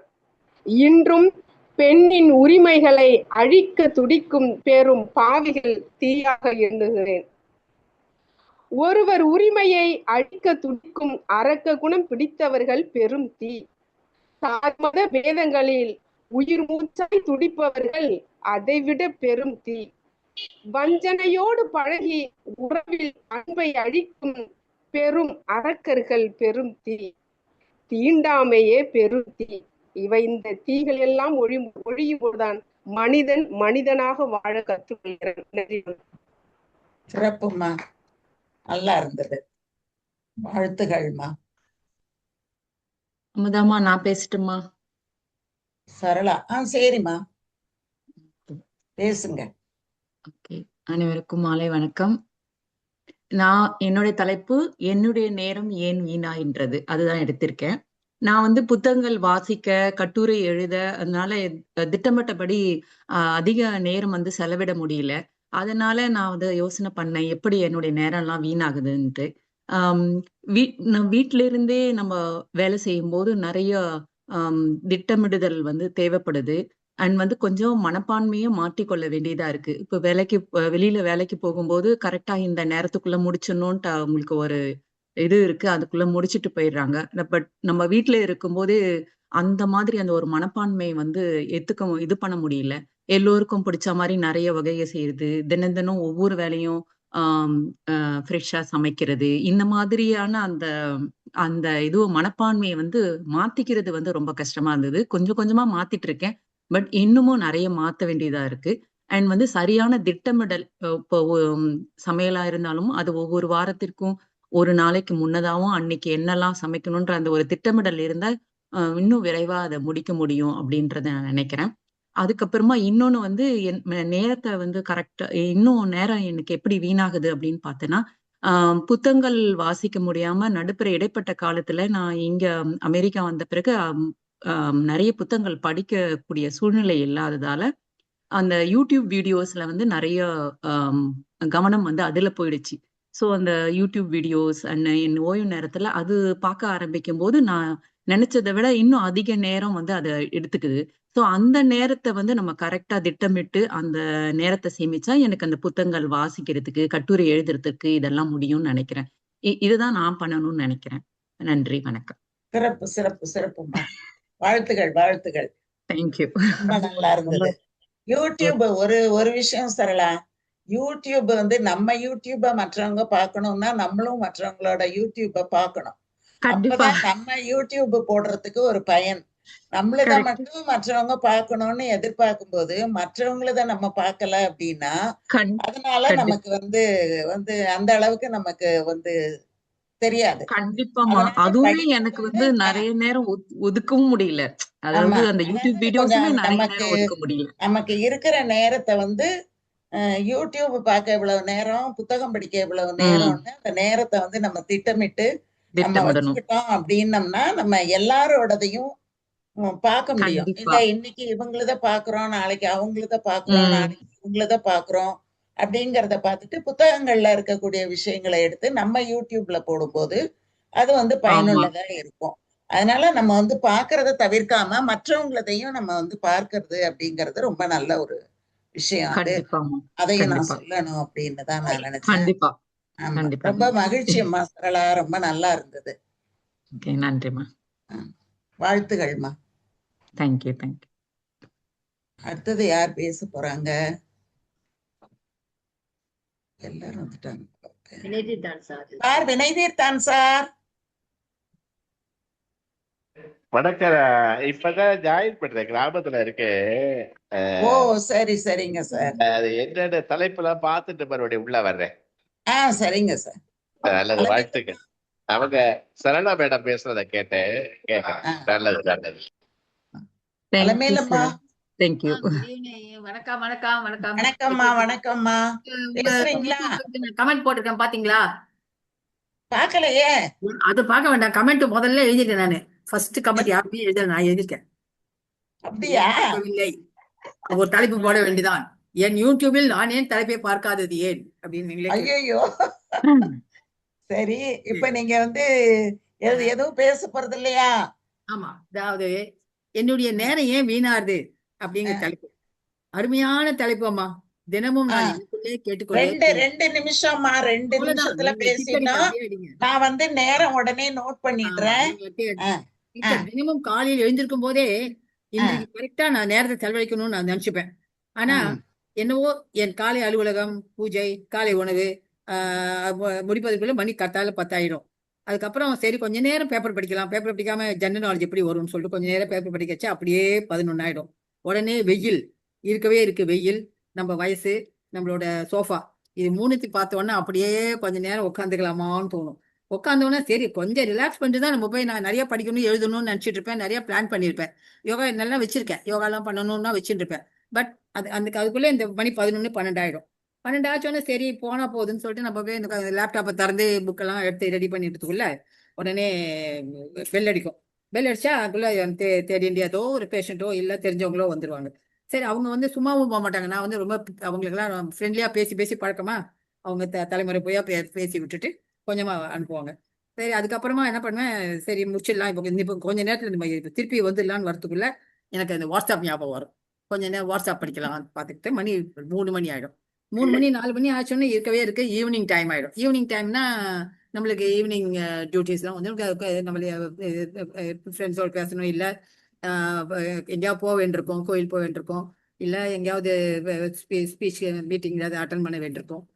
எம்ஓஏ மீட்டிங் ஸ்பெஷலாக 7 மணிக்கெல்லாம் ஆரம்பிச்சா மணி 9 ஆகிடும் முடியறதுக்கு. இப்படியே போயிட்டு மணி 10 மணிக்கெல்லாம் தூக்கம் வந்துடும், தூங்கிடுவேன். இந்த மாதிரி எனக்கு இப்படியே ஏதோ ஒன்று வந்து என்னோட உண்மையான எய்ம் என்னன்னா அழகா படிக்கணும், கொஞ்சம் நல்லா ஒரு பெரிய புக்கு ஒன்று எழுதணும், நல்லா கிளாஸ் எடுக்கணும், அதெல்லாம் ஞாபகம் இருக்கும், அதெல்லாம் பண்ணணும், பாட்டு எழுதணும்லாம் நினச்சிப்பேன். அதுக்கெல்லாம் உங்களோட இந்த பாட்டு கூட வெண்பா கூட எழுதணும்னு நினச்சிட்டு இன்னும் எழுதிட்டே இருக்கேன். அதுன்னு கூட முடியவே இல்லை. இந்த மாதிரியே என்னோட டைம் போயிட்டே இருக்கு. எனக்கு ஏன் என்னோட டைம் வேஸ்ட் ஆகுதுன்னு தெரியல. ஏன் என்ன டைம் வயசு, வெயில், வாட்ஸ்அப்பு, சோஃபா இது நாலுமே என்னோட நேரத்தை எடுத்துக்குது. என்னோட என்ன காரணம்னு சொல்லுங்க பார்க்கலாம். ஏன் என்னோட நேரம் வேஸ்ட் ஆகுது? என்ன சொல்லி என்னை ஏதாவது உற்சாகப்படுத்தி என்னுடைய பழைய அலுமையிலுவா ஆக்குங்க. நான் எப்படி உழைச்சேன் தெரியுமா ஒரு காலத்துல. பல தொழில் பண்ணுவேன், கலை பண்ணுவேன், பாட்டு எழுதுவேன், எல்லா மீட்டிங் போவேன், எல்லாரோடையும் பேசிட்டு இருப்பேன். கொஞ்சம் கூட தூக்கமே மத்தியானம்லாம் வராது. நிறைய கேஸ் பண்ணுவேன், பெரிய பெரிய புக்கெல்லாம் எழுதியிருக்கேன், ப்ரைஸ்லாம் வாங்கியிருக்கேன், அங்கெல்லாம் போவேன் எல்லாம். ஆனால் இப்போ அந்த மாதிரி இல்லவே இல்லை. இப்போல்லாம் ரொம்ப டைம் வேஸ்ட் பண்ணுற மாதிரி எனக்கு ஒரு கில்ட்டி ஃபீலிங் இருக்கு. அதை ஏதாவது சொல்லி என்னை திருத்துங்க பார்க்கலாம். எங்கள் ஃப்ரெண்ட்ஸ்க்கு தான் நான் யார்கிட்ட சொல்றது, உங்கள்கிட்ட தான் நான் சொல்ல முடியும். அதனால என்ன கொஞ்சம் சுறுசுறுப்பா ஆக்கிறதுக்கு, இந்த பழைய டைம் வேஸ்ட் பண்ணாம இருக்கிறதுக்கு என்ன பண்ணலாம்னு சொல்லுங்க மேடம். ரொம்ப மகிழ்ச்சிமா, ரொம்ப அழகா 2 நிமிஷம் ஆச்சா? 2 நிமிஷம் 2 நிமிஷமா? இல்ல கொஞ்சம் கூடுதலா தான் ஆயிட்டு. பரவாயில்ல, உங்களுக்கு என்ன அதனால பரவாயில்ல, நல்லா இருந்தது, ரொம்ப அழகா சொன்னீங்க. நம்ம புரிஞ்சுக்க ஆரம்பிச்சுட்டோம்னாலே நம்ம நேரத்தை சரி பண்ணிடலாம். அது ஒண்ணும் பெரிய விஷயம் இல்ல. உங்களை பார்த்துதான் நாங்கெல்லாம் கத்துக்கணும். நீங்க வந்து எங்களை போய் கேக்குறீங்களே, நீங்க சொல்லி கொடுக்கறத தானே நாங்கெல்லாம் பின்பற்றணும். கொஞ்சம் காத்தா சுறுசுறுப்பு ஏத்துறீங்களா? மேடம் அலமேல மேடம் வணக்கம் வணக்கம். ஆங்கரா போட்டு நீங்க பின்னால டாக்டருக்கே இது இப்படியா? டாக்டருக்கே பரவாயில்ல, சரி பரவாயில்ல. உங்களுக்கு கன்சல்டேஷன் நாளைக்கு கொடுத்துறேன். ஒரு நல்ல 1 லட்சம் ரூபாய் ஃபீஸ் கொடுத்துருங்க. நாளையில இருந்து மேடத்தை வந்து பயங்கர பிஸி ஆக்கி விட்டுருவோம் சார். தலைவலிக்காம சொல்லுங்க சார். நான் ஃபீஸ் தெரியும். அதுக்குதான் சொல்றேன் நானு. நல்ல ஐடியா உங்க நேரத்தை நல்லா செலவு பண்றதுக்கு நான் ஐடியா கொடுத்துறேன். கவலைப்படாது. ஃபீஸ் கொடுக்க என்னால கட்டிப்படி ஆகாது. அதுக்கே நான் தனியா செலவழிக்கிறேன். அதுக்கு என்ன மேடம் பாத்துக்கலாம் மேடம். உங்க ஃபீஸ் என்ன madam? Okay okay. Bank account madam. எங்க இருக்கீங்க ஸ்டீபன் சார்? உங்க பேரே முகமே இருக்கீங்களா? அங்க இல்ல, டிராவல்ல இருக்கேன். டிராவல்? அதான் மேடம் ஆங்கரா? அதனால தான் மேடம். Okay okay. அழகா மகிழ்ச்சி மகிழ்ச்சி, நன்றி. 1 நிமிஷம் கூட விட்டாங்கன்னு நினைக்கிறேன். 2 நிமிஷம். பரவாயில்ல பரவாயில்ல, உங்களுக்காக நிறைய கொடுக்கலாம். Thank you thank you. அதுல எல்லாம் ஒண்ணும் இல்ல, சும்மா அதை சொல்லும்போது இன்னும் கொஞ்சம் இன்னும் நம்ம அடுத்த தடவை இன்னும் கவனமா பண்ணணும்னு நம்ம யோசிப்போமேங்கிறதுக்காக தானே தவிர மற்றபடி இதுல நமக்கு என்ன அப்படியெல்லாம் ஒண்ணும் இல்ல. இன்னும் ஷார்ப்பா ஆயிடுவோமே அப்படிங்கிறது. மெசேஜ் இதுல. ஆமா, ரொம்ப நல்லா இருந்தது. ஸ்டீபன் சார் எல்லாரும் பேசிட்டாங்க. இன்னும் பேசாதவங்க யாரும் இல்லையா? 13 பேர் பேசியிருக்காங்க சார் இது வரைக்கும். வணக்கம். முகமார்க்கம் கண்ணாடியை பத்தி நான் 2 ஒன்று சொல்றேன். ரொம்ப மகிழ்ச்சி. நேரம் தொடங்கிருச்சா? அதாவது விடியற்காலம் எந்திரிக்கவே முகத்த கண்ணாடியை தான் பாக்குறோம். கண்ணாடி நிகழ்காலத்தை காமிக்குதுங்கிறாங்க. அது இப்போ நேற்று இருந்ததை காமிக்க போறதில்ல, நாளைக்கு இருந்ததை காமிக்க போறதில்ல, இன்று எப்படி இருக்கு அப்படிங்கறத காமி.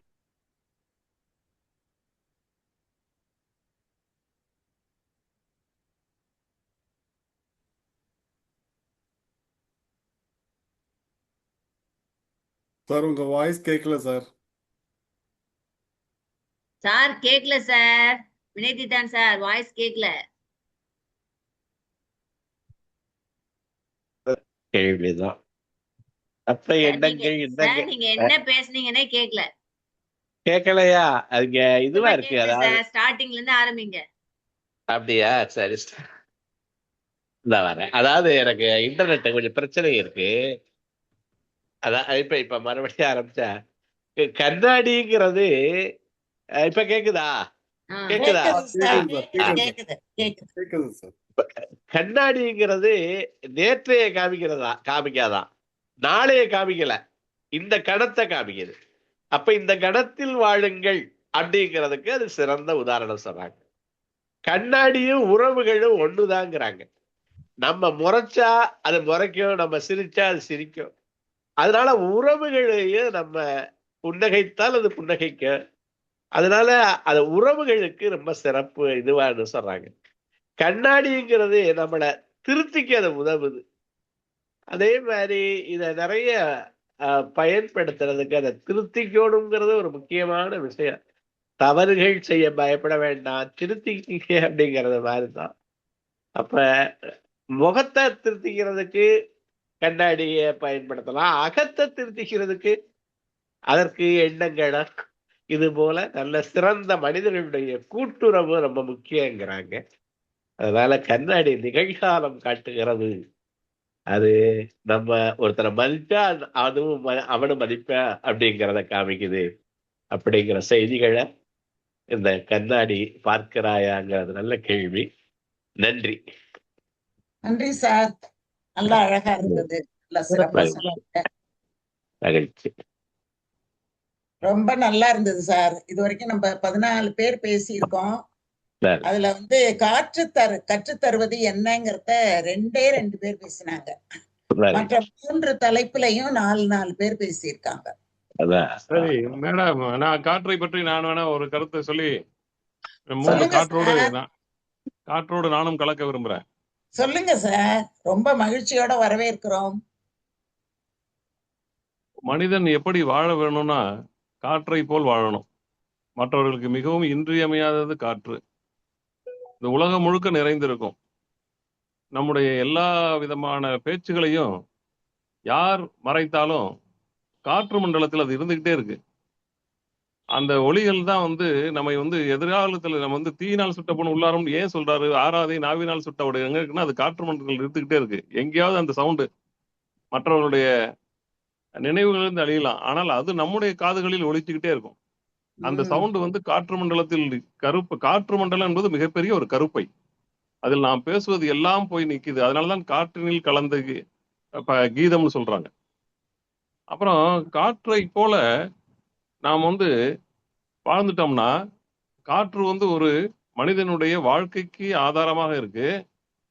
காற்று தீயை வளர்க்குது, தீயை அணைக்குது. காற்றை போல நாம் ஒரு தென்றலை போல் காற்று ஒரு அமைதியான ஒரு மென்மையானதுக்கு அதை விட உதாரணம் சொல்ல முடியாது. மலர்கள் மென்மையானதுதான், ஆனால் அதை விட மென்மையானது காற்று. காற்று தழுவும் போது அப்படியே தென்றலை போல் தழுவுது. ஆனால் அது கோபப்படுகிற போது, வலிமை பெறுகிற போது அது புயலை போல் மாறிவிடுகிறது. அதனாலதான் கவிஞர் சொன்னாரு, தென்னை இளங்கீற்றினிலே தாலாட்டும் தென்றலது தென்னைதனை சாய்த்து விடும் புயலாக வரும்பொழுது என்று அவர் சொன்னார். அதை போல காற்றுக்கு வேலி கிடையாது. காற்று எல்லா இடத்தையும் கடந்து போயிடும். அதை வேலி போட்டு யாரும் தடுக்க முடியாது. ஒரு கண்ணாடி பாட்டில் அடைக்க முடியாது. ஆகவே அது கூண்டில் அடைக்க முடியாததாக இருக்கு. ஆகவே மனிதன் எப்படி வாழ வேண்டும் என்று கேட்டால் நான் காற்றை போல் வாழ வேண்டும் என்று சொல்வேன். மிக சிறப்பா இருக்கு சார். அருமை அருமை. அதாவது ஒரு டைரக்டர் இப்ப எப்படி பேசணுமோ அந்த அந்த குவாலிட்டி அப்படியே பேசிட்டீங்க. மிக சிறப்பு சார். நன்றி நன்றி நன்றி சார். மகிழ்ச்சி சார், மகிழ்ச்சி. நானுமே காற்றுக்கு என்ன வேலி அப்படின்னு கண்ணதாசன் கூட பாட்டு எழுதியிருப்பாரு. காற்றுக்கு என்ன வேலி, கடலுக்கு என்ன. ஆமா மூடி. ஆமா, நான் கூட இந்த காற்றை பத்தி தான் சார் யோசிச்சேன். காற்று வந்து அசைந்து கொண்டே இருப்பது போல நம்முடைய இயக்கம் இருந்துகிட்டே இருக்கணும்.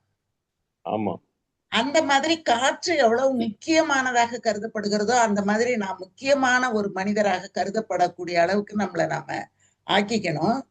அதுக்கப்புறம் இந்த காற்று என்ன பண்ணோம்னா கண்ணுக்கு தெரியாம இருக்கும், ஆனா மிக முக்கியமானதா இருக்கும். அதனால நாம நம்மளை வந்து எல்லா இடங்களிலேயும் வெளிப்படுத்திக் கொள்ள வேண்டும் என்ற அவசியம் இல்லை. ஊடாலேயே இருந்தே நாம நம்மள முக்கியமானவர்களாக அதை காட்டிக்கொள்ளணும்.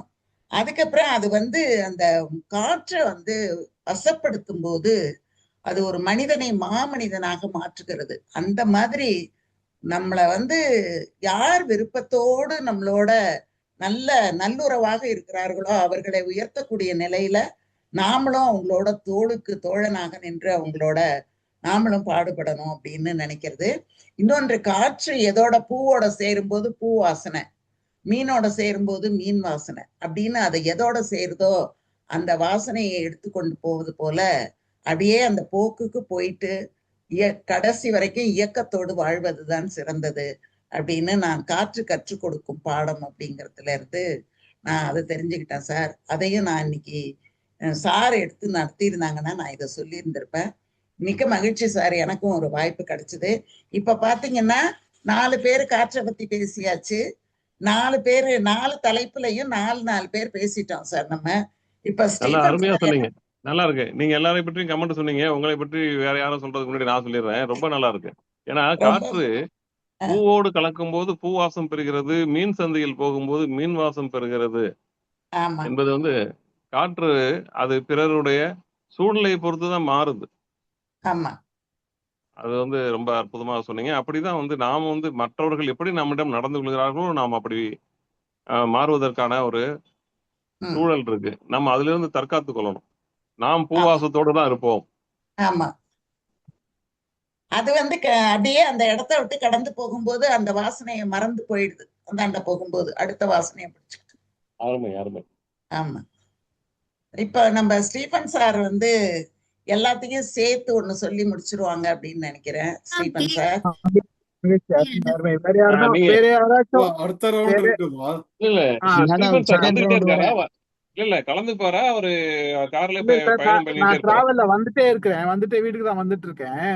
இல்ல வந்து சேர்ந்து நீங்க கலந்துக்க போறதுன்னா நாங்க வெயிட் பண்றோம். அப்படி இல்லைன்னா நாங்க விடைபெறுவோம். அடுத்த ரவுண்ட் வேற யாருன்னா பேசாத சப்ஜெக்ட்ல இப்ப நீங்க காற்றுல பேசுனீங்கன்னா வேற தலைப்பு. 2வது ரவுண்ட் யாராவது போட்டுமே, அதாவது எல்லாருமே பேசலாம் வேற தலைப்புல அதாவது நீங்க பேசின தலைப்பு இல்லாத வேற தலைப்புல யாருன்னா பேசுனா பேசலாம். அமிதா மேடம், உங்களுக்கு வேற எதனா வேலைன்னா பாருங்க, நான் பாத்துக்கிறேன். இல்ல சார், முடிச்சிட்டேன். Okay, very good, super. அப்ப மற்றவங்க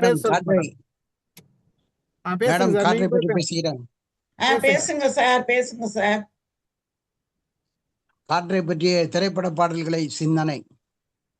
காற்றின் மொழி ஒலியா இசையா, பூவின் மொழி நிறமா மனமா, கடலின் மொழி அலையா நுரையா, காதல் மொழி விழியா இதழா, காற்றுக்கென்ன வேலி கடலுக்கென்ன மூடி, கங்கை வெள்ளம் சங்குக்குள்ளே அடங்கி விடாது, மங்கை நெஞ்சம் பொங்கும் போது விலங்குகளேது, காற்றே என் காற்றே கண்மணி அவளை கண்டால் கூட காதோரம் போய் சொல்லு, காற்றே என் வாசல் வந்தாய் மெதுவாக கதவு திறந்தாய், காற்றே உன் பேரை கேட்டேன் காதல் என்றாய், காற்றே நீ எங்கு இருந்தாய் காற்றே, சுவாசத்தில் இருந்ததாய் சொல்லி சென்றாய். That's all.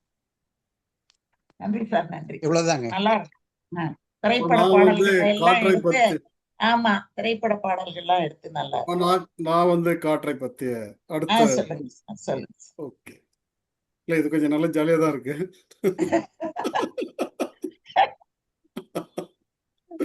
ஓகே, நான் ஸ்டார்ட் பண்ணிட்டேங்களா? பண்ணுங்க சார். காற்று காற்று நமக்கு கற்றுத் தருவது என்ன? இது ஒரு அழகான தத்துவமான ஒரு கொஸ்டின் வந்து நம்ம பாஸ் வந்து எங்களுக்கெல்லாம் இப்ப கேட்டிருக்காரு. ஸோ அதை நினைக்கும் பொழுது ரொம்பவே சந்தோஷமா இருக்கு. காற்று வந்து நமக்கு அமைதியின் வலிமையை வந்து கற்றுத்தருது. எப்படின்னா, காற்றை நாம் காண முடியாது, ஆனால் அதன் தாக்கத்தை உணரலாம். நம்முடைய செயலும் அப்படிதான். அமைதியாக செய்தாலும் அதன் பலன் பெரிதாக இருக்கும். அதே போல காற்று நமக்கு மாற்றத்துடன் வாழ கற்றுக் கொடுக்குது. எப்படின்னா, காற்று எப்பவுமே ஒரே மாதிரி இருக்கிறதே இல்லை. சில நேரத்துல வந்து பாத்தீங்கன்னா மென்மையா இருக்கும், சில நேரத்துல புயலா வீசும். வாழ்க்கையில வந்து பாத்தீங்கன்னா பல மாற்றங்கள் ஏற்றுக்கொண்டுதான் நம்ம முன்னேறி போக வேண்டும். காற்று எப்பொழுதுமே நம்மை விடுவிக்கும் தன்மை கொண்டது. காற்று எதையும் பிடித்து வைக்காது, அது வந்துவிட்டு போய்விடும். நாமும் எப்பவுமே தேவையில்லாத சிந்தனைகள், துக்கங்கள் ஆகியவற்றை விட்டுவிட கற்றுக்கொள்ள வேண்டும். காற்று நமக்கு எல்லையற்ற சுதந்திரத்தை கொடுத்திருக்கிறது. எப்படின்னா, காற்றுக்கு வந்து எல்லைகளே கிடையாது. நமக்கும் நம்முடைய கனவுகளுக்கு எல்லையே இருக்கக்கூடாது. ஸோ காற்று நமக்கு மென்மையும் சக்தியையும் இணைத்து ஒரு பவர்ஃபுல் மேனா வந்து உருவாக்குறதுக்கு பல நேரங்களில் நம்மளை வந்து வழி நடத்துது. சில நேரத்தில் வந்து பார்த்தீங்கன்னா நம்ம மென்மையாக தொட்டுட்டு போவோம், சில நேரத்தில் பெரிய மரங்களையே வந்து சாய்ச்சிடும். ஸோ அதனால வாழ்க்கையில் மென்மையாக இருக்கும்பொழுதும் உறுதியாக இருக்கிறதுக்கு கற்றுக்க வேண்டியது. தேங்க்யூ. சிறப்பு சார். டைம் ஆயிடுச்சாமா? கரெக்டா இருக்கு. சிறப்பு சார், சிறப்பு. கோபாலரத்னம் சார். மேடம், நான் பேசினது இல்லாம மத்த மூணு டாபிக்லயே நான் பேசி முடிச்சிடுறேன். பேசுங்க சார். கொஞ்சம் பின்னாடி ஆகும். சோ காற்று கற்று தருவது என்ன, இதுதான் கேள்வி. புவியின் சுழற்சியால் காற்றுதான் நம் உயிரின் ஆதாரம். காற்று கலவையில் நைட்ரஜனும் ஆக்சிஜனும் கூட்டு. காற்று இல்லா இடம் வெற்றிடம், சில இடம் மட்டுமே உலகில். காற்றை போல் எல்லா இடங்களிலும் பிரவேசி, கண்ணால் காண முடியாது, உணரவே முடியும். மேகங்கள் நகர்வதால் மழை, தென்றலும் புயலும் இருமைத்தன்மை. மக்கள் மத்தியில் காற்றை போல் நீக்கமர நீ நிற்க வேண்டும் என்று காற்று கற்று தருகிறது. மக்கள் மத்தியில் காற்றை போல் நீ நீக்கமர நிற்க வேண்டும் என்று காற்று கற்று தருகிறது. அடுத்த டாபிக் வந்து நீ கண்ணாடி பார்க்கிறாயா? ஆம், தினமும் பார்க்கிறேன். முகம் பார்க்கும் கண்ணாடியை. என் உருவம் என் பிரதிபலிப்பு. என்னை செதுக்கிக் கொள்ள பயன்படும் கருவி கண்ணாடி. பருவ வயதில் பாதி நேரம் கண்ணாடியில் கழியும் சிலருக்கு. கண் கண்ணாடியை ஊடுருவி படிக்கிறேன் புத்தகத்தை. மணலின், அதாவது சிலிக்காவின் மற்றொரு வடிவம் கண்ணாடி. வாகனம் ஓட்டும் போது முன்னும் பின்னும் பக்கவாட்டிலும் கண்ணாடியை பார்க்கிறேன். கேளிக்கை நிகழ்ச்சிகளை தொலைக்காட்சியில் திரை மூலம் காண்கிறேன். கண்ணாடி என் அகத்தின் பிரதிபலிப்பு. இது கண்ணாடி பற்றி மேடம். அடுத்ததாக, என்னுடைய நேரம் ஏன் வீணாகிறது அப்படின்ற கேள்விக்கு வந்து என்னுடைய விடை வந்து நேர மேலாண்மையை தெரியாததால். சோம்பலில் நேரம் வீணாகிறது, உறக்கத்தில் வீணாகிறது, கேளிக்கையில் அரட்டைகளில் வீணாகிறது, ஊர் சுற்றுவதில் வீணாகிறது, மொபைல் டிவி பார்ப்பதில் வீணாகிறது. நேரத்தை உணராத வாழ்க்கை ஒளிராது. ஓ இளைஞனே, நேரத்தை சரியாக பயன்படுத்திக் கொள். நன்றி, வணக்கம் மேடம். சிறப்பு சார், சிறப்பு. ரொம்ப அழகா எல்லாம் ஒவ்வொரு நிமிஷத்துக்குள்ள டக்கு டக்கு டக்கு டக்குன்னு முடிச்சிட்டீங்க. ரொம்ப அழகா இருந்தது சார். ரொம்ப நல்லா எல்லாத்த பத்தியும் ரொம்ப அழகா சொல்லிட்டீங்க. நானும் அந்த டைம் பார்த்துக்கிட்டே வந்தேன். ரொம்ப கரெக்டா நல்லா ஒவ்வொரு நிமிஷத்துக்குள்ள டக்கு டக்குன்னு முடிச்சிட்டீங்க சார். ரொம்ப நல்லா இருந்தது. ரொம்ப சிறப்பு சார், ரொம்ப சிறப்பு. வாழ்த்துக்கள் சார். சார் ரிஃபாய் சார் வாங்க. வணக்கம், மறுபடியும் எல்லாருக்கும் வணக்கம். நான் வந்து கண்ணாடி பத்தி பேசினேன். அதாவது நேரம் வீணாத பத்தி நான் பேசல. நேரம் வீணாகிறத பத்தி பேசுறதை விட நேரத்துல மூட நம்பிக்கை வைக்காங்கிறதுக்காக வேண்டி ஒரு சின்ன கதையா சொல்றேன். ரொம்ப வேகமா பத்மாட்டா டிஃபன் பை என்னங்க எப்பவும் இல்லாம அவசரமா இப்படி டிஃபன் கேக்குறீங்க? இல்ல ஆடிட்டிங் வேக வை. இட்லியை வைக்கிறான், தோசை வைக்கிறாங்க, சுட சுட சாப்பிட்றான். சாப்பிட்டுட்டு வெளியில போய் பைக் எடுக்கும்போது அங்க ஒரு பூனை கிராஸ் ஆகுது. ஐயோ அப்படின்னு திருப்பி உள்ள வந்து மறுபடியும் சோஃபால உட்கார்றான். என்னங்க இவ்வளவு அவசரமா கேட்டீங்களா? ஏன் என்னாச்சு? இல்ல நான் வெளியில போகும்போது பூனை குறுக்கு வந்துருச்சு அப்படின்னு சொல்லிட்டு 1/2 மணி நேரம் கழிச்சு அங்க ஆபீஸுக்கு போறான். தீபக் போனா அங்க ஆபீஸ்ல பயங்கரமான கூட்டம். ஆபீஸ் முன்னால பெருமதியான கூட்டம். இவன் அப்பவே ரொம்ப ஆடி போறான். என்னாச்சு தெரியலன்னு போனா, சார் நீங்க லேட்டா வந்தது நல்லதா போச்சு சார். உங்க பக்கத்துல உள்ள பில்டிங்ல நீங்க உட்கார்ந்து இருக்கிற அந்த பழைய பில்டிங்கு உங்க சுவர் சாஞ்சி உங்க ஆபீஸ்ல கண்ணு செங்கல்லாம் விழுந்து நீங்க இருந்திருந்தா அன்னைக்கு நீங்க செத்து போயிருப்பீங்க சார் அப்படின்னு தீபக் சொல்லும்போது அந்த பூனையை நினைக்கிறான். அதனாலதான் சொல்றேன், நேரத்திலேயும் மற்ற இடங்களையும் மூட நம்பிக்கையை நுழைக்காதீர்கள். நன்றி, வணக்கம். மிக சிறப்பு சார், ரொம்ப நல்லா இருந்தது. அந்த மாதிரி விமானத்துல தப்பிச்சவங்க எல்லாம் கூட உண்டு தானே சார்? நிறைய ரயில்ல தப்பிச்சவங்க உண்டு, விமானத்துல தப்பிச்சவங்க உண்டு. அந்த சரியான அந்த மாதிரி எல்லாம் நிறைய உண்டு. நல்லா இருந்தது சார் ரிஃபாய் சார். நன்றிமா. நான் இப்பதான் வீட்டுக்குள்ளே போறேன். ரொம்ப நன்றி. ரொம்ப நன்றி சார். சார் ஆறுமுகம் சார் வாங்க. அம்மா வணக்கம்மா. வணக்கம். இப்பதான் எனக்கு நேரம் கிடைச்சது. ஆனா உங்க அனைவருக்கும் வணக்கம். ஆனா நீங்க என்னென்ன பேசுறீங்க அத்தனையும் நான் கேட்டுக்கிட்டே தான் வந்தேன். தெரியும்ல எனக்கு அந்த கதையெல்லாம், சொல்லுங்க. ஆமா, கதையை கேட்டுக்கிட்டே தான் வந்தேன். ஆனா தயார்படுத்தலைன்னா கூட சும்மா நானும் கூட 2 வரியை சொல்லலன்னு ஆசைப்படுறேன். சொல்லுங்க சார். என்ன சார் உங்களோட எக்ஸ்பீரியன்ஸ் எவ்வளவு? இது நாலுமே நீங்க அழகாவே சொல்லிடுவீங்க, சொல்லுங்க. இல்லம்மா, காற்று வந்து பாத்தீங்கன்னா, காற்று உயிர் மூச்சு. குழந்தையா பிறக்கும் பொழுது அன்னை தரும். அன்னையின் மடியிலிருந்து வெளியே வந்தவுடன் உலகம் கொடுப்பதும் உயிர் காற்று. கல்லறைக்கு போகும் முன் கடைசியாக போவது, சுடுகாட்டுக்கு போகும் முன் முடித்து வைக்குவதும் காற்று. ஸோ ஆதியில் தொடங்கி அந்த வரைக்கும் காற்றே நம்மளை கடைசி வரை வழிநடத்துகிறது. காற்று இல்லாவிட்டால் போச்சு. இப்படி மூச்சு காற்றுக்காக வந்து ஏகப்பட்ட பயிற்சியெல்லாம் எடுத்துக்கிறோம். மூச்சு பயிற்சி எடுக்கிறோம். ஆனால் மூச்சு பயிற்சி எதுக்கு எடுக்கிறோம்? யோகான்னு சொல்லிட்டு அதை வந்து எடுக்கிறோம், முனைப்போடு இருப்பதற்கு எடுக்கிறோம். ஆனால் அந்த காற்றை வந்து நம்ம ஏகப்பட்ட மாசுபடுத்தி எல்லாவற்றையும் நம்ம கெடுத்து குட்டிச்சவராக்கிக்கிட்டு இருக்கிறோம். வந்து காசை மாசுபடுத்தாமல் இருந்தால் நாம் எவ்வளவோ வாழ்க்கையில் முன்னேற்றம் கிடைக்கலாம். அவசரத்தில் வந்ததுனால நான் இதை சொல்ல முடியல. இது வாய்ப்பு கிடைச்சதுக்கு நன்றிமா. சிறப்பு சார், கரெக்டா சொன்னீங்க. நல்லா இருந்தது உங்களோட பேச்சு. இன்னும் கொஞ்சம் சொல்லிருக்கலாம். நல்லா இருந்ததுங்க சார். லாவண்யா, சரளா யாராவது சொல்றீங்களாமா? பேசுறீங்களா? காற்றை பத்தி இப்ப சொன்னோம். இவங்க எல்லாரும் பேசினோடனே திருப்பி ஒரு சிந்தனை வந்ததுங்கம்மா. காற்றையும் மனிதர்களுடைய குணத்தையும் ஒப்பிடலாம். எப்படி காற்று இளம் தென்றலாகவும் அப்படி ஒரு குளிர்ந்த தென்றலாகவும் இல்ல சூறாவளி மாதிரி மாறுகிறதோ, அது போல சூழலுக்கு ஏற்ப மனிதனும் தன்னுடைய மனதை இளம் ரொம்ப ஒரு அமைதியான ஒரு இதாகவும் வச்சுக்கிறான். வெடித்து வீசுகின்ற ஒரு சூறாவளி போலும் நடந்து கொள்கிறான். அப்ப அது வந்து அந்த விஷயம் வந்து நம்ம அந்த சூறாவளினால எவ்வளவு பாதிப்புகள் ஏற்படுது சமூகத்துல அப்படிங்கிறதையும் சுற்றுப்புற சூழல்ல ஏற்படுதுங்கிறத மாதிரி நம்மளுடைய அந்த சூறாவளித்தனமான வெளிப்பாடு சில சமயங்கள்ல நிறைய பாதிப்புகளை உண்டாக்குங்கிறத நம்ம புரிஞ்சுக்கிட்டு அதை வந்து அதுகிட்ட இருந்து காற்றுக்கிட்ட இருந்து கத்துக்கலாம். அந்த அதே போல ஒவ்வொரு திசையிலிருந்து வீசுகின்ற காற்றுக்கு ஒவ்வொரு பெயர் இல்லையா? வாடை காற்று, தென்றல் காற்று, கோடை காற்று. அந்த மாதிரி இருக்கும் பொழுது அதுவும் நம்மளுடைய மனிதத்தை தான் பிரதிபலிக்கிறது. நம்மளிடம் எந்த இதுல இருந்து எப்படி பழகுறாங்கிறத பொறுத்து நம்மளுடைய அந்த இதுவும் மாறுது அப்படிங்கிறதையும் நம்ம எடுத்துக்கலாம். அப்போ அதோட ஒரு பிரதிபலிப்பா நம்ம இருக்கோம் அப்படிங்கிறதும் நம்ம சொல்லலாம் காற்றோட ஒப்பிட்டு பார்க்கும் பொழுது. இன்னொரு ஒரு சின்னதா ஒரு கற்பனை வந்து எனக்கு இப்போ உருவாச்சு. என்னன்னா, ஒரு காற்று வந்து நிறைய நமக்கு மரங்கள்ல இருந்து வெளிப்பட்டு ஆக்சிஜனா நமக்கு வந்துட்டே இருக்கு. அப்ப வந்து ஒரு காத்து என்ன பண்ணுச்சான், வர வழியில கொஞ்சம் டயர்டாகி தூங்கிருச்சு. உடனே என்ன ஆகுது அப்படின்னா தூங்கிருச்சு. ஆனா ரொம்ப வருஷம் ஆயிடுச்சுன்னு வச்சுக்கோங்களேன்.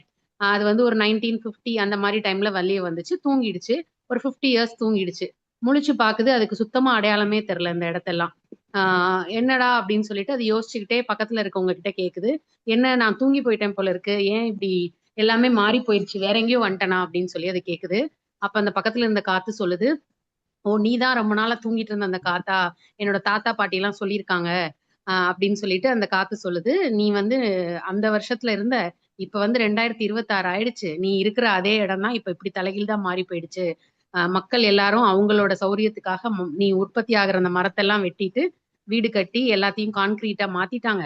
அதனால உன்னால எப்படியெல்லாம் இந்த இதுல சர்வைவ் ஆக முடியும் நீ கத்துக்கோ அப்படின்னு சொல்லிட்டு அந்த சின்னதா வந்த புதுசா வந்த காத்து வேகமா போயிடுச்சான். அப்பதான் இந்த காத்துக்கு புரிஞ்சுதான் நம்மளை நம்பி இருந்த மனிதர்கள் வந்து எவ்வளவு மாறிட்டாங்க, நம்ம மட்டும் இன்னும் அப்படியே அதுக்கு நல்லது செய்யணும்னு நினைச்சிட்டு இருக்கோமே அப்படின்னு சொல்லிட்டு அந்த காத்து ஃபீல் பண்ணிக்கிட்டே போச்சான். சோ வாய்ப்புக்கு நன்றி. சிறப்புமா, சிறப்பு. நல்லா இருந்தது, நல்லா இருந்தது. சார் ஸ்டீபன் சார் வருக. வணக்கம் வணக்கம், மகிழ்ச்சி, நன்றி, வரவேற்கிறோம். ரொம்ப ஆமா, மகிழ்ச்சி. நீங்க இல்லாம வசந்தி மேடம் மறுபடியும் பேசுறாங்களா? இந்த பேசுங்க. களமே வந்து நீங்க இல்லாம ஒண்ணும் ஜொலிக்கல சார். பரவாயில்ல மேடம், நீங்க அமக்கலப்படுத்திட்டீங்க. என்ன மாதிரி பேசுனீங்க, என்ன மாதிரி அட என்ன சார், உங்களை மாதிரி முடியாது, இருந்தாலும் நீங்க வந்து சொன்ன உடனே அதை ஒழுங்கு மரியாதையா செஞ்சுன்னுமே. அருமையா செஞ்சீங்க, நல்லா அருமையா இருக்கு. நல்ல ஒரு அந்த தொகுப்பு. வாங்க வசந்தி மேடம் பேசுங்க. இன்னும் ஒன்னே ஒண்ணு சொல்ல நினைச்சேன் சார். அதாவது காற்று வந்து என்ன பண்ணுது, அதாவது இயற்கை காற்று எப்பொழுது செயற்கை காற்றாக மாறியது, இயற்கை காற்று எப்பொழுது செயற்கை காற்றாக மாறியது. ஜன்னல் வழியே வந்த காற்றை நாம் அடைத்து விட்டோம். குளிர்சாதன பெட்டியிலிருந்து வந்த காற்று இயற்கையாக மாறிவிட்டது. இப்போ ஏசி இல்லாம தூங்க முடியாது. அதுக்கப்புறம் வந்து அவசர பிரிவில் ஒருத்தனை இணைக்கிறார்கள், ஒருத்தனை சேர்க்கிறாங்க. அவனுக்கு மூச்சு விட முடியல, அவனுக்கு காற்று சுவாசம் இல்லை, அவனுக்கு செயற்கை காற்றை கொடுக்குறாங்க. ஆனால் அங்கே வந்து அது அவனுக்கு உயிர் கொடுக்குது. செயற்கை காற்று வேண்டி இருக்கு, அவனுக்கு உயிர் கொடுக்குது. அப்போ அவன் நினைக்கிறான், ஐயோ நான் மட்டும் அந்த சிகரெட்டை காற்றாக நினைத்து உள்ளே எடுத்துக்கொள்ளாமல் புகையை விடாமல் இருந்திருந்தால் எனக்கு இந்த செயற்கை காற்றே வேண்டி இருக்காதே என்று நினைக்கிறான். ரொம்ப சிறப்பா இருந்ததுமா. நான் முந்தைய லங்ஸை பற்றி ஒரு இது கொடுத்துருக்குறேன், லங்ஸ் வந்து எவ்வளவு இம்பார்ட்டன்ட் அப்படின்ட்டு. ஸோ அதுல இருந்து ரொம்ப நல்லா, சூப்பர், அருமை அருமை அருமை அருமை, மகிழ்ச்சி, நன்றி. வேற யாராச்சும் பேசுறீங்களா? வேற யாராவது? பிருந்தாசாரன் சார், வேற எதனா பேசுறீங்களா? வேற தலைப்பு போடலாம்னு நினைக்கிற நேரத்துல உள்ள வந்துட்டீங்க. நான் மிக்க நன்றின்னு போட்டுட்டு வெளியில கிளம்ப போனேன். நான் பார்த்தேன் என்னது சார் போட்டுக்கார, திடீர்னு சார் முகம் தெரியல அப்படின்னு யோசிச்சேனா. வந்துட்டீங்க. ரொம்ப மகிழ்ச்சி, நல்ல நல்ல ஒரு உரை கொடுத்தீங்க, நல்லா இருந்தது. நல்லா இருந்ததா? நன்றி. அதாவது 4 தலைப்புலையும் சும்மா வந்து ஸ்டார்ட் பண்ணி பேசலாம். இதுல வந்து என்னன்னா எல்லாருமே வந்து எல்லாவற்றுக்குமே வந்து பேசுறதுக்கு எல்லாருக்குமே விஷயம் இருக்கும். ஏன்னா நீங்க கொடுத்துருக்க தலைப்பு எல்லாரும் பேசக்கூடிய அழகான தலைப்புகள் தான். கண்ணாடி பார்க்கின்றாயா என்று கேட்டால் யாருதான் பார்த்திருக்க மாட்டாங்க. முதல்ல நம்ம யாரையாவது காதலிக்கிறோம் அப்படின்னா முதல் காதல் வந்து கண்ணாடி தான். கண்ணாடியை காதலிக்காதவர்கள் யாருமே இருக்க முடியாது. ஏனென்றால் கண்ணாடி தான் உங்களை பாராட்டும். நீங்கள் அழகா இருக்கீங்க என்று முதல்ல உங்களுக்கு சொல்லுவது எது? கண்ணாடி தான். கண்ணாடி வந்து முதல் முறையாக வந்து இங்க வந்து எப்போ வந்தது அப்படின்னு நான் படிச்சுட்டு இருந்தேன். இப்போ வேற ஒரு கட்டுரை ஒரு செய்தி படிக்கிறதுக்காக சீனாவிலிருந்து சங்க காலத்திலேயே வந்து கப்பல் மூலமாக வந்து தமிழன் இறக்குமதி பண்ணியிருக்கான். அப்போ அதுக்கு முன்னாடி கண்ணாடி இல்லையா இங்க என்ற கேள்வி வந்தது. ஆனால் திருவள்ளுவர் சொல்றாரு, அடுத்தது காட்டும் பளிங்கு போல். சங்க காலத்துக்கு பிறகுதான் திருக்குறள். கண்ணாடியை பற்றி வேற ஏதேனும் குறிப்பு இருக்கா? கண்ணாடி எப்படி முகம் பார்த்தாங்க தமிழர்கள்? அல்லது உலகத்தில் முதலாக கண்ணாடி வந்து இந்த ரசம் பூசிய கண்ணாடியை மனிதன் எப்படி கண்டுபிடித்தான்? இப்படிலாம் சிந்தனை ஓடிட்டு இருந்தது. ஆனால் இயற்கை அவனுக்கு வழங்கிய மாபெரும் கண்ணாடி தண்ணீர் தான். தண்ணீரில் போய் நம்ம முகத்தை பார்த்துக்கலாம், அல்லது வந்து ஒரு வெளிச்சமா ஒரு பளபளப்பான ஒரு மரத்தை வந்து இழைச்சு வச்சா கூட அதுல முகம் பார்த்திருக்கலாம். அவ்வளவு தெளிவான ரத்தம் பூசிய கண்ணாடி போல் இருந்திருக்காதே ஒழிய கண்ணாடி இருந்திருக்கும். கண்ணாடி பார்க்காதவன் முதல் மனிதன் இருக்கான்ல, உலகில் தோன்றிய முதல் மனிதன், அவன் கூட தன்னுடைய முகத்தை பார்த்திருப்பான். கண்ணாடியில பார்க்கலனா கூட கண்ணாடி தண்ணீரில் பார்த்திருக்கலாம். தண்ணீர்ல பார்த்திருக்கலாம். பளபளப்பான ஒரு பொருள்ல நீங்க கருப்பு இருந்தால் கூட அது பளபளப்பா இருந்ததுன்னா அதுல நம்முடைய முகம் தெரிஞ்சிடும். அது கண்ணாடி பார்ப்பதன் மூலமாக நமக்கு ஒன்று தெரியணும். என்ன தெரியணும் அப்படின்னா, நாம் யார் என்பது நமக்கு தெரியணும். நம்ம முகத்தை கண்ணாடி பார்ப்பது என்பது முகத்தை பார்ப்பது அல்ல. நம்முடைய முகத்தில் வந்து எல்லா விதமான உணர்ச்சிகளும் பதிவாயிடுது. உன் கண்களை நான் பார்க்கும் போது உன்னுடைய வரலாறு அதில் எழுதப்பட்டிருப்பதை நான் படிக்கிறேன் என்று இந்த யோகி, அந்த யோகியின் சுயசரிதம் எழுதினார்ல யோகி, அவரு எழுதியிருக்காரு, உன் கண்களை நான் பார்க்கிற போது அதில் உன்னுடைய வரலாறு எழுதப்பட்டிருப்பதை நான் படிக்கிறேன் அப்படின்ட்டு. ஆகவே ஒவ்வொரு மனிதனுமே தன்னுடைய முகத்தை பார்க்கிற போது தன்னுடைய வரலாறு தன்னுடைய முகத்தில் எழுதப்பட்டிருக்கிறது. ஏன் சில பேருடைய முகம் மட்டும் திடுதிடுன்னு இருக்கு, சில பேருடைய முகம் வந்து மகிழ்ச்சியா இருக்குன்னா அவங்களுடைய மனம் அப்படி இருக்கு. அடுத்தது காட்டும் பளிங்கு போல் நெஞ்சம் கடுத்தது காட்டும் முகம். கண்ணாடியை பார்க்கிற போது நாம் யார் என்பதை நாம் புரிந்து கொள்ள முடியும். நன்றி. இருக்கா? நன்றி சார். அருமை அருமை. நல்ல ஒரு திருக்குறள் சொல்லுங்க. சங்கப்பாடல் கபிலரோட ஒரு சங்கப்பாடல்ல பனித்துளியில ஒரு பெரிய பனைமரம் தெரிந்தது அப்படின்னு சொல்லி அவர் ஒரு பாடல் ஒண்ணு எழுதியிருக்காரு சங்க இலக்கியத்துல. கபிலரோட பாடல். சரி. திணையளவு போதா சிறு புல் நீர் நீண்ட பனையளவு காட்டும் அப்படின்னு எழுதியிருக்காரு கபிலர். கண்ணாடி இல்லாமல் மனிதன் இருக்கவே முடியாது. கண்ணாடி எப்படியாவது. இன்னொன்னுங்க சார், நம்ம கண்ணுல அவங்களோட உருவத்தை நம்ம பார்க்க முடியுது. ஒருத்தரோட கண்ணின் பாவை, என் கண்ணில் பாவை என்றோ கண்ணம்மா அப்படின்னு சொல்றாங்கல்ல, அந்த கண்ணின் மணிக்குள்ளார நம்மள பாக்குறவங்களோட உருவம் பதிஞ்சு அதை நம்ம பாக்குறது அப்படிங்கறதும் ஒரு ஒரு இது உண்டு. நம்முடைய உருவத்தை வந்து நம்ம எதிரில் இருக்கிறவங்களுடைய கண்ணுல பாத்துற முடியும். ஆமா, அது பாத்திர முடியும். இன்னொன்னுங்க சார், நீங்க ரசம் பூசிய கண்ணாடியை பத்தி சொல்லும் பொழுது, நம்ம கண்ணாடி நீ பார்த்திருக்கிறாயா அப்படின்னு கேட்ட உடனேயே நம்ம நினைவுக்கு வருவது ரசம் பூசின கண்ணாடி தான். ஆனா கோபாலரத்னம் சார் சொல்லும் போது ரசம் பூசாத கண்ணாடிகளை பத்தி எல்லாம் அவர் ரொம்ப சொன்னாரு. அந்த நம்ம போட்டிருக்கிற கண்ணாடி வழியா கண்ணாடி பாக்குறேன் அப்படிங்கறதையெல்லாம் சொன்னாரு. அந்த பகுதியெல்லாம் ரொம்ப அழகா சார் வந்து பார்த்திருந்தாங்க. அதையும் வந்து நம்ம சொல்லணும் அப்படின்னு நான் நினைச்சேன். இப்ப நீங்க சொன்னதுனால அதுவும் என்னுடைய நினைவுக்கு வந்தது. ரொம்ப நல்லா இருந்தது. கண்ணாடி அப்படின்னா நம்ம நினைக்கிறது முதல்ல ரசம் பூசின கண்ணாடியை மட்டும்தான். ஆனா ரசம் பூசாத கண்ணாடிகள் எத்தனையோ கண்ணாடிகள் இருக்கு. அதையும் நம்ம வந்து இந்த இடத்துல வந்து நினைச்சு பாக்குறதுக்கு நம்ம கோபாலரத்னம் சாரோட கவிதை, இந்த கவிதை நடையில தான் இருந்தது. அது ரொம்ப அழகா இருந்தது. அது ரொம்ப சிறப்பா இருந்தது.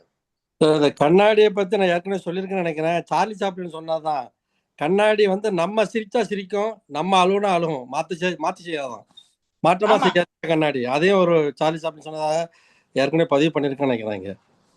ஆமா. ஆனா 4 தலைப்பும் அருமையான தலைப்பு சார். எங்க இருந்தாலும் கொண்டு வருவீங்களா தெரியல. ஆமா, சும்மான்னு இல்லாம எதையாவது ஒண்ணு எடுத்து போட்டு சாரு. இல்ல, காலையிலதான் இந்த தலைப்பு 4 பிறந்தது. அமுதா மேடம் கிட்ட பேசிட்டே இந்த தலைப்பு வந்து எதனா 4 தலைப்பு போடலாம் மேடம் அப்படின்னு சொல்றது, என்னத்த சார் யோசிக்கிறது இருந்தாங்க. உடனே எனக்கு வந்து தோணுச்சு காற்று அப்படின்னு தோணுச்சு. காற்றுன்னோடனே காற்று கற்றுத்தருவது என்ன அப்படின்னு ஒரு வார்த்தை சொன்ன உடனே மேடம் ஓகே சொல்லிட்டாங்க. நல்லா இருந்தது, நல்லா இருக்கு அப்படின்னாங்க. ஏன்னா காற்று நான் டக்குன்னு தோணுதுன்னு சப்ஜெக்ட் யோசிக்கவே இல்லை, ஒரு செகண்ட் கூட யோசிக்கல. காற்று கற்றுத்தருவது என்ன, சரி ஓகே, காற்று நிறைய நமக்கு கற்றுக் கொடுக்குதுன்றது நமக்கு தெரியும், அதை பத்தி பேச வைக்கலாம் அப்படின்றதுதான் இது பண்ணேன். மாலதி வாங்க. ஆமா, எனக்கு ஒரு கேள்வி. இந்த குழந்தைங்க கண்ணாடி பார்க்க கூடாதுன்னு சொல்றாங்க இல்லையா, அது எதுக்கு? அதுக்கு பதில் சொல்லுங்க. கண்ணாடி இந்த திசையில தான் வைக்கணும், அந்த திசையில தான் வைக்கணும், அது வேற சொல்லின்னு இருக்கிறாங்களாமா. அதெல்லாம் எதுக்கு? மூட நம்பிக்கை தாமா. அதெல்லாம் எல்லாமே மூட நம்பிக்கை. குழந்தைங்க கண்ணாடி பார்க்கலாம், தப்பு இல்ல, அது சும்மா. இன்னொன்னு வந்து சில வீடுகள்ல கல்யாணம் ஆன அன்னைக்கு ராத்திரி அவங்க வீட்டுக்கு கண்ணாடி வாங்கி கொடுத்து தூங்கி எந்திரிச்சு அந்த கண்ணாடியில தான் அவங்க ஒருத்தர் முஞ்ச ஒருத்தர் பாத்துக்கணும்னு சொல்றாங்க. இதெல்லாம் சும்மா காசு இருக்கிறவங்களுக்கு அம்மா. அதெல்லாம் கண்ணாடியே வாங்க முடியாதவங்க எவ்வளவோ பேர் இருக்காங்க கிராமங்கள்ல. அந்த ரசம் போன கண்ணாடி, உடைஞ்ச கண்ணாடியில முகம் பாக்குறவங்க எல்லாம் எவ்வளவோ பேரு. இந்த மூட நம்பிக்கை எல்லாம் பணக்காரனுக்கு தான்மா, ஏழைகளுக்கே கிடையாது, சாதாரணமானவர்களுக்கே கிடையாது. அதனால அங்க வெயி இங்க வெயி ஒவ்வொரு வீட்டுல வைக்கிறாங்க பாருங்க இருக்கிற கண்ணாடி. நான் எந்திரிக்கவும் முதல்ல ஆமா சார், ஒரு வீட்டுல கல்யாணமே நடக்கும்போது சண்டை வம்புல வந்து சார் கண்ணாடி, பெரிய கண்ணாடி வாங்கி கொடுக்கல. ஆனா நான் இந்த தலைப்பு கொடுக்கும் போது முகத்தை சுத்தம் பண்ணிக்கிறது, அப்புறம் பல்ல சுத்தம் பண்றது. கேக்குதா? நான் பேசுறது கேக்குதா மேடம்? கேக்குது சார். இந்த தலைப்பு கொடுக்கும் போது நான் மனசுல நினைச்சது என்னன்னா, நீ கண்ணாடி பார்க்கிறாயா அப்படின்றது. என்ன நினைச்சேன்னா, உன்னை நீ பார்த்துக்கிறியா, உன்னை நீ சோதிச்சுக்கிறியா, அதுதான் அந்த அந்த கண்ணாடி பாக்குறத பத்தி நான் சொல்லவில்லை. நீ கண்ணாடி பார்க்கின்றாயா அப்படின்னா உன்னை நீ பார்க்கின்றாயா, உனக்குள் நீ அப்ப என்ன பார்க்கிற, உன்னோட ஒவ்வொரு அசைவை நீ கவனிக்கிறியா, அதனுடைய அர்த்தத்தில் தான் அந்த கொடுத்தேன். ஒரு சிலர் அங்க கொஞ்சம் டச் பண்ணாங்க, மகிழ்ச்சியா இருந்தது. நான் கூட அதை நினைச்சேன் சார், அந்த இதுலதான் இருக்கும்னு தான் நான் கூட அந்த நோக்கத்துல தான் கொடுத்தேன். இது கண்ணாடிக்கே என் மனசுல கண்ணாடியே கிடையாது. கண்ணாடின்னு சொன்னேனே தவிர அந்த கண்ணாடி வந்து உன்னை நீ பார்க்கிறாயா, உன்னை நீ ஒவ்வொரு உற்று பார்க்கிறாயா, நீ என்ன செய்யறா அப்படின்றது அந்த கோணத்துல தான் இதை கொடுத்தேன். அங்கங்க வந்தது, மகிழ்ச்சியா இருந்தது. அந்த பார்வையில சிந்திச்சு பார்த்தா இன்னும் கொஞ்சம் நல்லா இருக்கும்ன்றது தான், வேற ஒண்ணு இல்ல.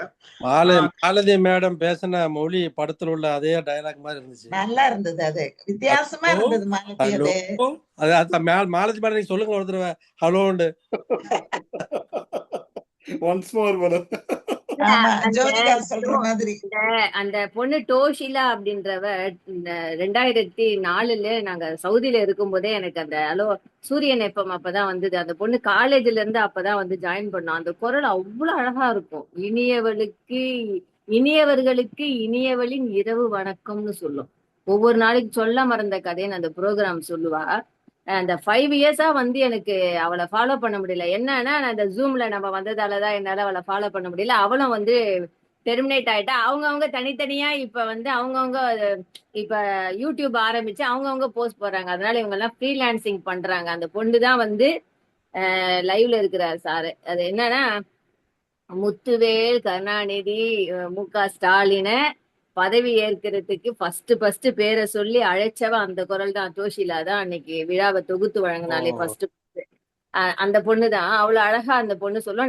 நிறைய புக்கு படிப்பா, நிறைய சொல்லுவா. அவதான் வந்து இந்த போஸ்டர் போட்டிருந்தா. இந்த சஹா அப்படின்றவரை பத்தி எனக்கு தெரியவே தெரியாது. அவரும் வந்து ஒரு திருச்சி ஆர்ஜேல இருக்கிறதால அவ போட்டிருக்கா. அதுக்கப்புறமா அவரை சர்ச் பண்ணா ஃபேஸ்புக் ஃபுல்லாவே சஹான்னு தான் போட்டிருக்காங்க. ஏன்னா அந்த மனுஷன் அவ்வளோ அந்த நைட்ல வந்து அவ்வளோ மோட்டிவேஷனல் ஸ்பீச் கொடுத்துருக்கிறாரு. அதை படிக்க எனக்கு 2 நாளா நான் இதுலயே தான் இருந்தேன்.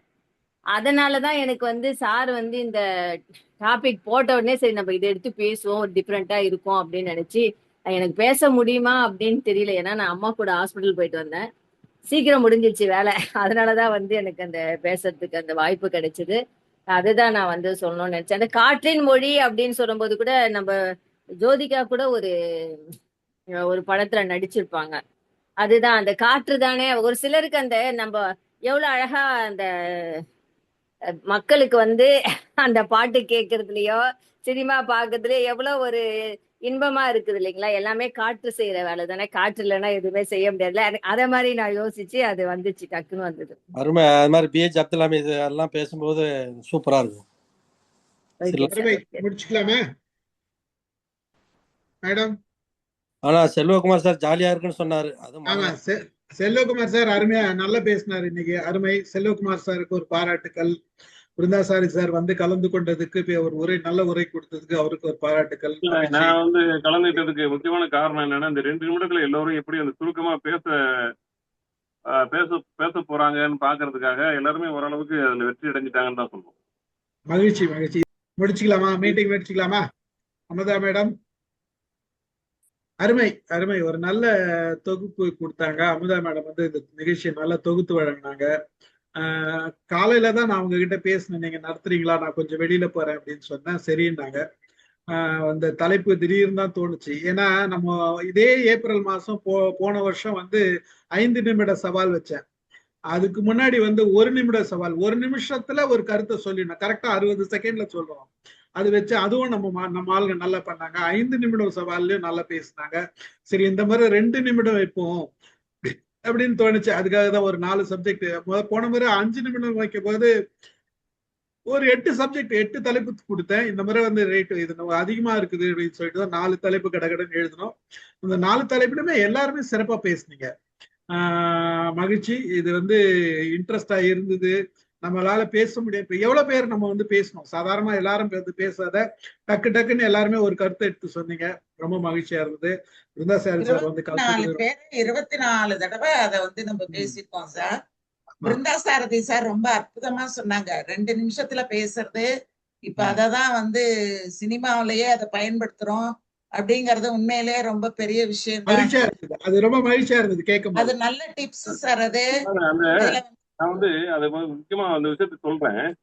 அந்த 2 நிமிடம் அப்படிங்கிறது இப்ப வந்து ரொம்ப முக்கியமான ஒரு கான்செப்ட் ஆயிடுச்சு. நீங்க ரீல்ஸ் எல்லாம் போடுறாங்க இல்லையா? இந்த ரீல்ஸ் வந்து 2 நிமிடத்துக்கு மிகாமல் இருக்கணும். 1 நிமிடம் இருந்தால் ரொம்ப நல்லது. அதிகபட்சமாக 2 நிமிடம் தான் சொல்றாங்க. நீங்கள் என்னுடைய இப்போ 3 நிமிஷம் போடலாம் ரீல்ஸ். ஆமா, அதிகபட்சம் 3 நிமிஷம் போடலாம். ஆனால் நீங்க வந்து 1 நிமிடத்துல பண்ணா ரொம்ப மகிழ்ச்சி அடைகிறாங்க. 2 நிமிடங்கிறது பரவாயில்ல. ஏன்னா நம்ம இதுவே வந்து முன்னாடி ஒரு பிட்டுன்னு தான் சொல்லுவோம். ஒரு பிட் என்பது 5 நிமிடம் கூட இருக்கலாம். இப்ப பைட்டுன்ட்டான். அதை வந்து பைட் எவ்வளவுன்னா அதிகபட்சமா 2 நிமிடம், குறைந்தபட்சமா 30 செகண்ட். இப்போ ஒரு செய்தியை 30 செகண்ட்ல கூட விளம்பரங்கள் எல்லாம் சொல்றாங்கல்ல, அந்த மாதிரி. அது மகிழ்ச்சியா இருக்கு சார். அது ரொம்ப நமக்கு பெரிய உதவி சார். அது மாதிரி நிறைய பயிற்சி எடுக்கிறது ரொம்ப நல்லா இருக்கும் தான் நினைக்கிறேன் சார். இது வந்து எனக்கு ஒரு பெரிய ஒரு பயிற்சி மாதிரியா இருந்தது சார். இல்ல, இது உண்மையா வந்து என்ஜாய்டு தான் சார். இல்ல சார், இது வந்து ஒரு உண்மையா ஒரு பயிற்சிக்காக தான் இந்த செஷன் வச்சுது. ஒவ்வொரு முறையும் நான் வந்து எதுக்காகன்னா, அதிகமான நேரம் பேசுறது ரொம்ப சுலபம். ஆனா ஒரு குறிப்பிட்ட நேரத்துக்குள்ள ஒரு சிறந்த கருத்தை நம்மளால சொல்ல முடியுமா அப்படின்றது ஒரு பயிற்சி எடுத்துக்கலாம். அதே நேரத்துல நாமளும் ஒரு தயாராயிடும். ஓகே, நம்மளால 2 நிமிஷம் பேசுங்கன்னா 2 நிமிஷம் கரெக்டா பேச முடியும் அப்படின்ற ஒரு மனப்பக்குவம் வந்துடும் நம்மளால. நம்ம அதுக்கு 2 நிமிஷம்னா அந்த டைமுக்கு நம்ம பேசி முடிச்சணும்ன்ற ஒரு உணர்வு வந்துருச்சுன்னு வச்சுங்களேன். அப்ப நம்மளோட அந்த நேரத்தை நம்ம எப்படி பயன்படுத்துறோம்ன்றது நமக்கு தெரியும். சொல்லுங்க சார். வாங்க சார். யூடியூப் வீடியோஸ்க்கு வெளியில நிறைய இது எல்லாம் சொன்னாங்க. எல்லாத்துக்கும் மட்டும் இல்ல சார், நம்ம வீட்டுக்கே ரொம்ப தேவைப்படும் சார். வீட்டுல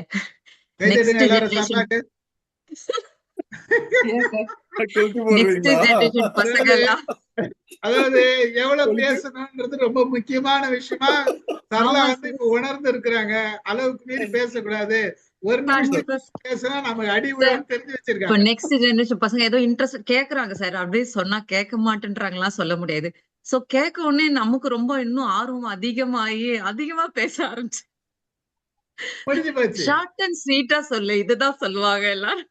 சோ நமக்கு என்னன்னா ஒருத்தர் கேட்க ஆரம்பிச்சுன்னு ரொம்ப இன்ட்ரெஸ்ட் அதிகமா இன்னும் டீட்டெயிலா அதை எக்ஸ்பிளைன் பண்ணி நிறைய பேச ஆரம்பிச்சுட்டு அது வந்து டோட்டலா கொலாப்ஸ் ஆன மாதிரி ஆயிடும். சோ இது ரொம்ப அவசியம் தேவை. Thank you sir.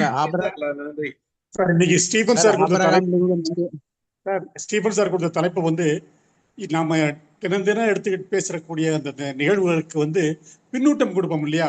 ஒருத்தருக்கு 2 நிமிஷம் பேசுங்கன்னா அதுக்கு வந்து உறுதுணையா இருக்கும்னு நான் கருதுறேன், என்ன பொறுத்தவரையில. இல்ல சொன்னதே அதுக்குதான் நான் அதைத்தான் இதுதான் எதுக்காக 2 நிமிஷம் பேசுங்கன்னு பழகுன்னு சொல்றதுன்னா, பின்னோட்டம் கொடுக்கும்போது 2 நிமிஷம்னா 2 நிமிஷம் பேசுங்க. அதுதான்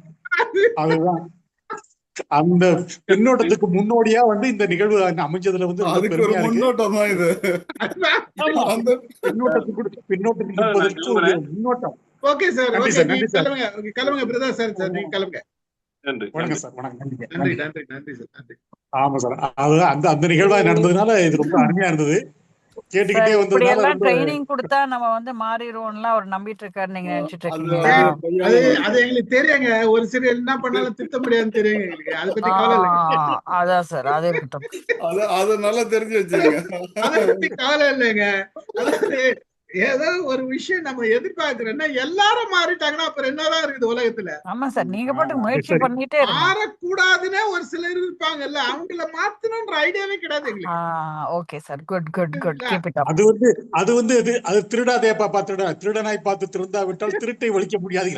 அது வேற நம்ம வாயில சொந்தமா நாங்கெல்லாம் திருந்தணும்னு நினைச்சாதான் சார் பிரச்சனை. திருந்தணும்னு நினைக்கவே இல்லை. நீங்க என்ன வேணாலும் பண்ணுங்க. அமுதம்மா சார், ரெக்கார்டிங் ஆஃப் பண்ணீங்களா? முடிச்சிடலாம். மகிழ்ச்சி. கலந்து கொண்ட அனைவருக்கும் நன்றி. அமுதா மேடமுக்கு எல்லாரும் ஒரு கை தட்டலாம். ஏன்னா அமுதா மேடம் தொகுப்பு கொடுத்தாங்க. நீங்க இதெல்லாம் வேற சொல்றீங்க. அருமை அருமை, நல்லா பண்ணீங்க மேடம், நல்லா பண்ணீங்க. அற்புதமா பண்ணீங்க.